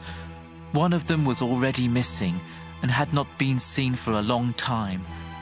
My father thinks the boy was torn to pieces by some wild animal, and he said, I am an old man. If you take Benjamin from me and something happens to him, I will die of a broken heart. That's why Benjamin must be with us when I go back to my father. He loves him so much that he will die if Benjamin doesn't come back with me. I promised my father that I would bring him safely home. If I don't, I told my father he could blame me the rest of my life. Sir, I am your slave. Please let me stay here in place of Benjamin and let him return home with his brothers. How can I face my father if Benjamin isn't with me? I couldn't bear to see my father in such sorrow. Genesis 45. Since Joseph could no longer control his feelings in front of his servants, he sent them out of the room. When he was alone with his brothers, he told them, I am Joseph. Then he cried so loudly that the Egyptians heard him and told about it in the king's palace. Joseph asked his brothers if his father was still alive, but they were too frightened to answer. Joseph told them to come closer to him, and when they did, he said, Yes, I am your brother Joseph, the one you sold into Egypt. Don't worry or blame yourselves for what you did. God is the one who sent me ahead of you to save lives. There has already been a famine for 2 years, and for 5 more years no one will plow fields or harvest grain. But God sent me on ahead of you to keep your families alive and to save you in this wonderful way. After all, you weren't really the ones who sent me here. It was God. He made me the highest official in the king's court and placed me over all Egypt. Now hurry back and tell my father that his son Joseph says, God has made me ruler of Egypt. Come here as quickly as you can. You will live near me in the region of Goshen with your children and grandchildren, as well as with your sheep, goats, cattle, and everything else you own. I will take care of you there during the next 5 years of famine. But if you don't come, you and your family and your animals will starve to death. All of you, including my brother Benjamin, can tell by what I have said that I really am Joseph. Tell my father about my great power here in Egypt and about everything you have seen. Hurry and bring him here." Joseph and Benjamin hugged each other and started crying. Joseph was still crying as he kissed each of his other brothers. After this, they started talking with Joseph. When it was told in the palace that Joseph's brothers had come, the king and his officials were happy. So the king said to Joseph, "Tell your brothers to load their donkeys and return to Canaan. Have them bring their father and their families here. I will give them the best land in Egypt, and they can eat and enjoy everything that grows on it. Also tell your brothers to take some wagons from Egypt for their wives and children to ride in, and be sure to have them bring their father. They can leave their possessions behind, because they will be given the best of everything in Egypt." Jacob's sons agreed to do what the king had said, and Joseph gave them wagons and food for their trip home, just as the king had ordered. Joseph gave some new clothes to each of his brothers, but to Benjamin he gave 5 new outfits and 300 pieces of silver. To his father he sent 10 donkeys loaded with the best things in Egypt, and 10 other donkeys loaded with grain and bread and other food for the return trip. Then he sent his brothers off and told them, "Don't argue on the way home." Joseph's brothers left Egypt, and when they arrived in Canaan, they told their father that Joseph was still alive and was the ruler of Egypt. But their father was so surprised that he could not believe them. Then they told him everything Joseph had said. When he saw the wagons Joseph had sent, he felt much better and said, "Now I can believe you. My son Joseph must really be alive, and I will get to see him before I die." Genesis 46. Jacob packed up everything he owned and left for Egypt. On the way, he stopped near the town of Beersheba and offered sacrifices to the God his father Isaac had worshipped. That night, God spoke to him and said, "Jacob, Jacob." "Here I am." Jacob answered. God said, "I am God, the same God your father worshipped. Don't be afraid to go to Egypt. I will give you so many descendants that one day they will become a nation. I will go with you to Egypt, and later I will bring your descendants back here. Your son Joseph will be at your side when you die." Jacob and his family set out from Beersheba and headed for Egypt. His sons put him in the wagon that the king had sent for him, and they put their small children and their wives in the other wagons. Jacob's whole family went to Egypt, including his sons, his grandsons, his daughters, and his granddaughters. They took along their animals and everything else they owned. When Jacob went to Egypt, his children who were born in northern Syria also went along with their families. Jacob and his wife Leah had a total of 33 children, grandchildren, and great-grandchildren, but 2 of their grandchildren had died in Canaan. Their oldest son Reuben took his sons Hanok, Palu, Hezron, and Carmi. Their son Simeon took his sons Jemuel, Jamin, Ohad, Jachin, Zohar, and Shaul, whose mother was a Canaanite. Their son Levi took his sons Gershon, Kohath, and Merari. Their son Judah took his sons Shelah, Perez, and Zerah. Judah's sons and Onan had died in Canaan. Judah's son Perez took his sons Hezron and Hamel. Their son Issachar took his sons Tola, Puvah, Jashub, and Shimron. Their son Zebulun took his sons Sirad, Elon, and Jaleel. Their daughter Dinah also went. Jacob and Zilpah, the servant woman Laban had given his daughter Leah, had a total of 16 children, grandchildren, and great-grandchildren. Their son Gad took his sons Ziphion, Haggai, Shunai, Esbon, Eri, Arodi, and Areli. Their son Asher took his sons Imnah, Ishva, Ishvi, and Beriah, who took his sons Heber and Malchiel. Serah, the daughter of Asher, also went. Jacob and Rachel had 14 children and grandchildren. Their son Joseph was already in Egypt, where he had married Asenath, daughter of Potipherah, the priest of Heliopolis. Joseph and Asenath had 2 sons, Manasseh and Ephraim. Jacob and Rachel's son Benjamin took his sons Bela, Becher, Ashbel, Gera, Naaman, Ehi, Rosh, Muppim, Huppim, and Ard. Jacob and Bilhah, the servant woman Laban had given his daughter Rachel, had 7 children and grandchildren. Their son Dan took his son Hushim. Their son Naphtali took his sons Jaziel, Gunai, Jezer, and Shillem. 66 members of Jacob's family went to Egypt with him, not counting his daughters-in-law. Jacob's 2 grandsons who were born there made it a total of 70 members of Jacob's family in Egypt. Jacob had sent his son Judah ahead of him to ask Joseph to meet them in Goshen. So Joseph got in his chariot and went to meet his father. When they met, Joseph hugged his father around the neck and cried for a long time. Jacob said to Joseph, "Now that I have seen you and know you are still alive, I am ready to die." Then Joseph said to his brothers and to everyone who had come with them, "I must go and tell the king that you have arrived from Canaan. I will tell him that you are shepherds and that you have brought your sheep, goats, cattle, and everything else you own. The king will call you in and ask you what you do for a living. When he does, be sure to say, 'We are shepherds. Our families have always raised sheep.'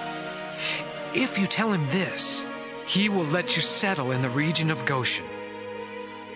Joseph wanted them to say this to the king because the Egyptians did not like to be around anyone who raised sheep. Genesis 47. Joseph took his 5 brothers to the king and told him, "My father and my brothers have come from Canaan. They have brought their sheep, goats, cattle, and everything else they own to the region of Goshen."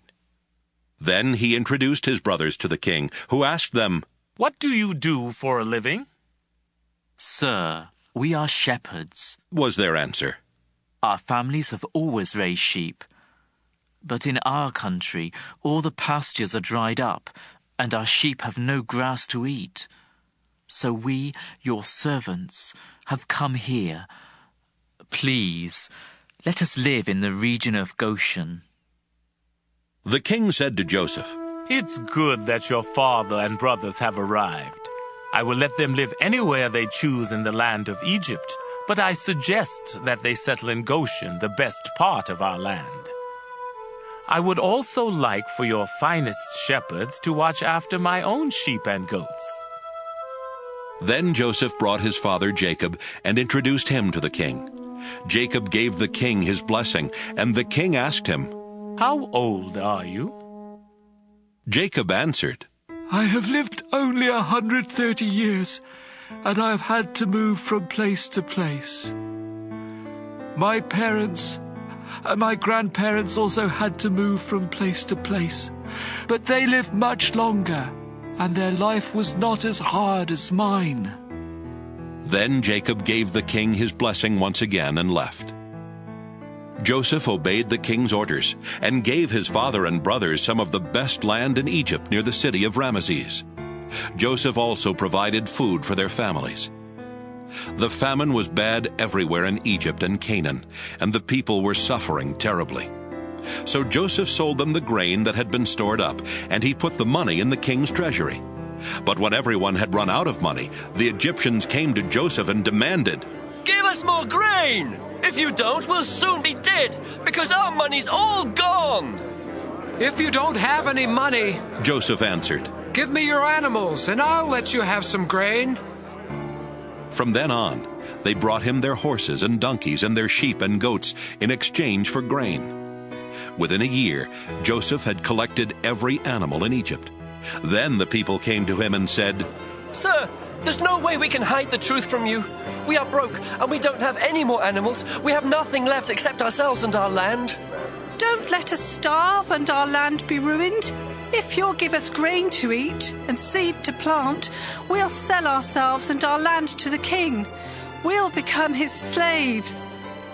The famine became so severe that Joseph finally bought every piece of land in Egypt for the king and made everyone the king's slaves except the priests. The king gave the priests a regular food allowance, so they did not have to sell their land. Then Joseph said to the people, "You and your land now belong to the king. I am giving you seed to plant, but 1/5 of your crops must go to the king. You can keep the rest as seed or as food for your families." "Sir, you have saved our lives," they answered. "We are glad to be slaves of the king." Then Joseph made a law that 1/5 of the harvest would always belong to the king. Only the priests did not lose their land. The people of Israel made their home in the land of Goshen, where they became prosperous and had large families. Jacob himself lived there for 17 years before dying at the age of 147. When Jacob knew he did not have long to live, he called in Joseph and said, "If you really love me, you must make a solemn promise not to bury me in Egypt. Instead, bury me in the place where my ancestors are buried." "I will do what you have asked," Joseph answered. "Will you give me your word?" Jacob asked. "Yes, I will," Joseph promised. After this, Jacob bowed down and prayed at the head of his bed. Genesis 48. Joseph was told that his father Jacob had become very sick. So Joseph went to see him and took along his 2 sons Manasseh and Ephraim. When Joseph arrived, someone told Jacob, "Your son Joseph has come to see you." Jacob sat up in bed, but it took almost all his strength. Jacob told Joseph, "God all-powerful appeared to me at Luz in the land of Canaan, where he gave me his blessing and promised, 'I will give you a large family with many descendants that will grow into a nation. And I am giving you this land that will belong to you and your family forever.'"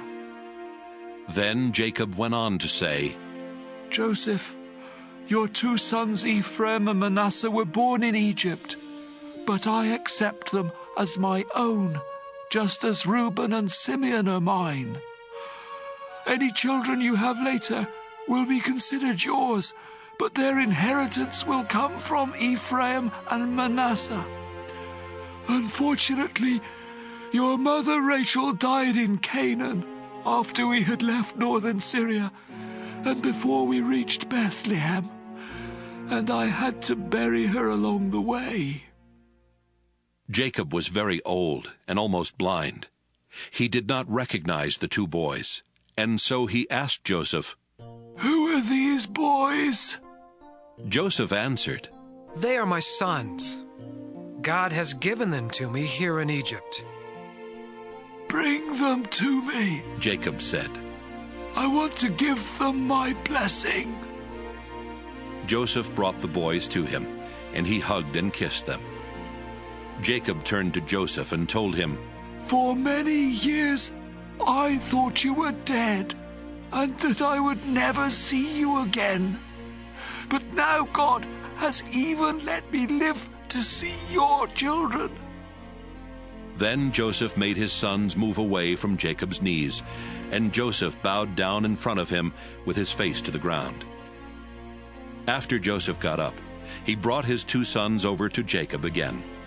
He led his younger son Ephraim to the left side of Jacob, and his older son Manasseh to the right. But before Jacob gave them his blessing, he crossed his arms, putting his right hand on the head of Ephraim and his left hand on the head of Manasseh. Then he gave Joseph his blessing and said, My grandfather Abraham and my father Isaac worshipped the Lord God. He has been with me all my life, and his angel has kept me safe. Now I pray that he will bless these boys, and that my name and the names of Abraham and Isaac will live on because of him.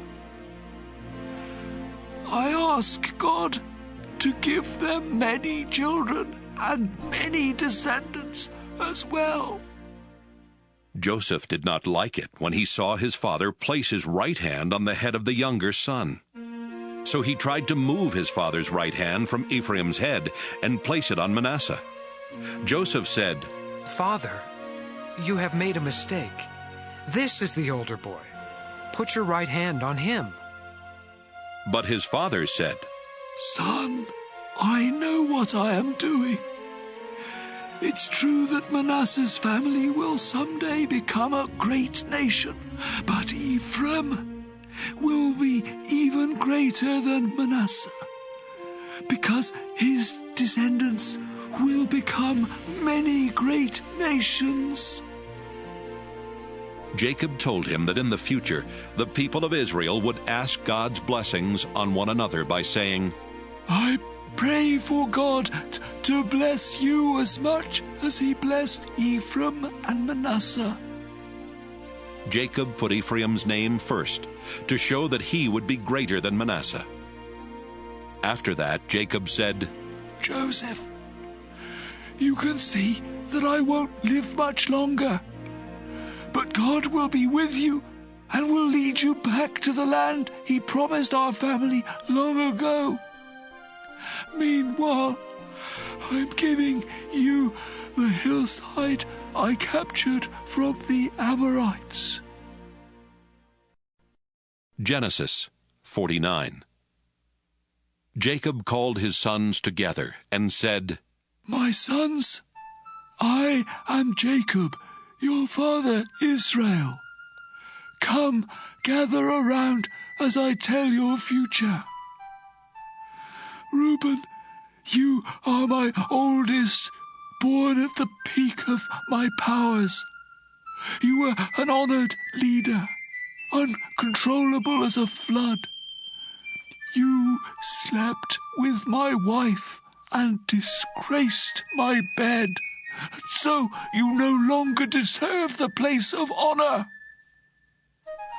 Simeon and Levi, you are brothers, each a gruesome sword. I never want to take part in your plans or deeds. You slaughtered people in your anger, and you crippled cattle for no reason. Now I place a curse on you because of your fierce anger. Your descendants will be scattered among the tribes of Israel. Judah, you will be praised by your brothers. They will bow down to you as you defeat your enemies. My son, you are a lion ready to eat your victim. You are terribly fierce. No one will bother you. You will have power and rule until nations obey you and come bringing gifts. You will tie your donkey to a choice grapevine and wash your clothes in wine from those grapes.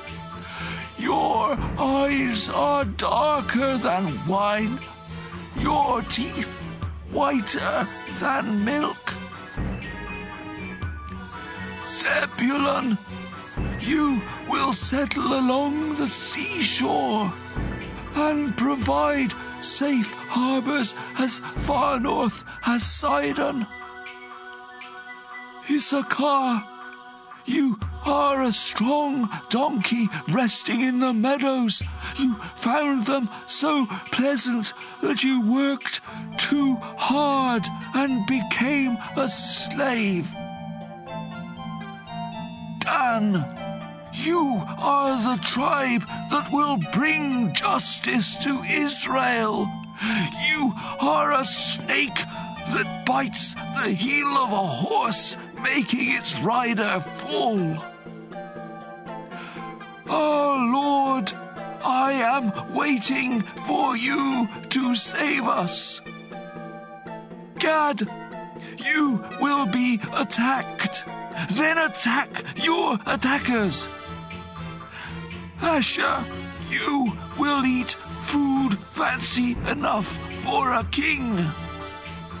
Naphtali, you are a wild deer with lovely fawns. Joseph, you are a fruitful vine growing near a stream and climbing a wall. Enemies attacked with arrows, refusing to show mercy. But you stood your ground, swiftly shooting back with the help of Jacob's God, the all-powerful one. His name is the Shepherd, Israel's mighty rock. Your help came from the God your father worshipped, from God all-powerful. God will bless you with rain and streams from the earth. He will bless you with many descendants.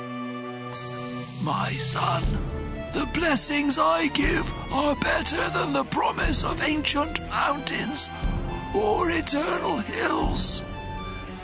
Joseph, I pray these blessings will come to you because you are the leader of your brothers.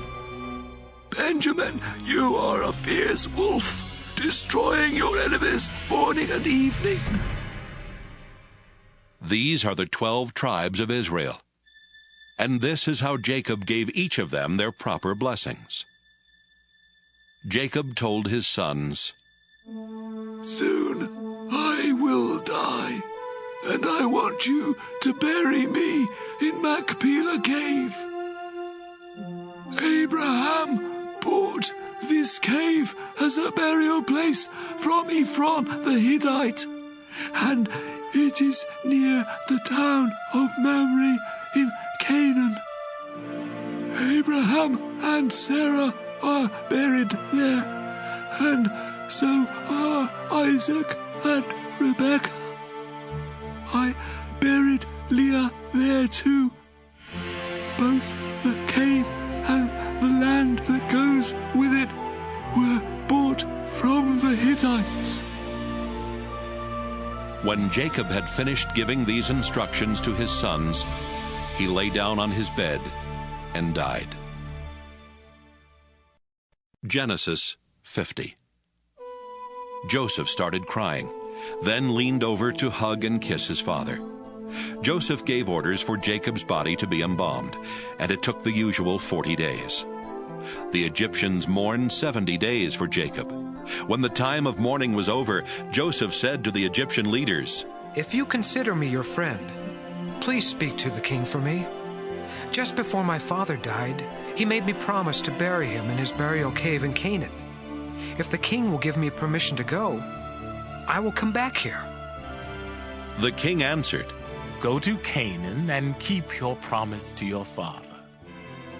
When Joseph left Goshen with his brothers, his relatives, and his father's relatives to bury Jacob, many of the king's highest officials and even his military chariots and cavalry went along. The Israelites left behind only their children, their cattle, and their sheep and goats. After crossing the Jordan River and reaching Atad's threshing place, Joseph had everyone mourn and weep 7 days for his father. The Canaanites saw this and said, "The Egyptians are in great sorrow." Then they named the place Egypt in sorrow. So Jacob's sons did just as their father had instructed. They took him to Canaan and buried him in Machpelah cave, the burial place Abraham had bought from Ephron the Hittite. After the funeral, Joseph, his brothers, and everyone else returned to Egypt. After Jacob died, Joseph's brothers said to each other, "What if Joseph still hates us and wants to get even with us for all the cruel things we did to him?" So they sent this message to Joseph. Before our father died, he told us, "You did some cruel and terrible things to Joseph, but you must ask him to forgive you." Now we ask you to please forgive the terrible things we did. After all, we serve the same God that your father worshipped. When Joseph heard this, he started crying. Right then, Joseph's brothers came and bowed down to the ground in front of him and said, "We are your slaves." But Joseph told them, "Don't be afraid. I have no right to change what God has decided. You tried to harm me, but God made it turn out for the best, so that he could save all these people as he is now doing. Don't be afraid. I will take care of you and your children." After Joseph said this, his brothers felt much better. Joseph lived in Egypt with his brothers until he died at the age of 110. Joseph lived long enough to see Ephraim's children and grandchildren. He also lived to see the children of Manasseh's son Machir, and he welcomed them into his family. Before Joseph died, he told his brothers, "I won't live much longer, but God will take care of you and lead you out of Egypt to the land he promised Abraham, Isaac, and Jacob. Now promise me that you will take my body with you when God leads you to that land." So Joseph died in Egypt at the age of 110. His body was embalmed and put in a coffin.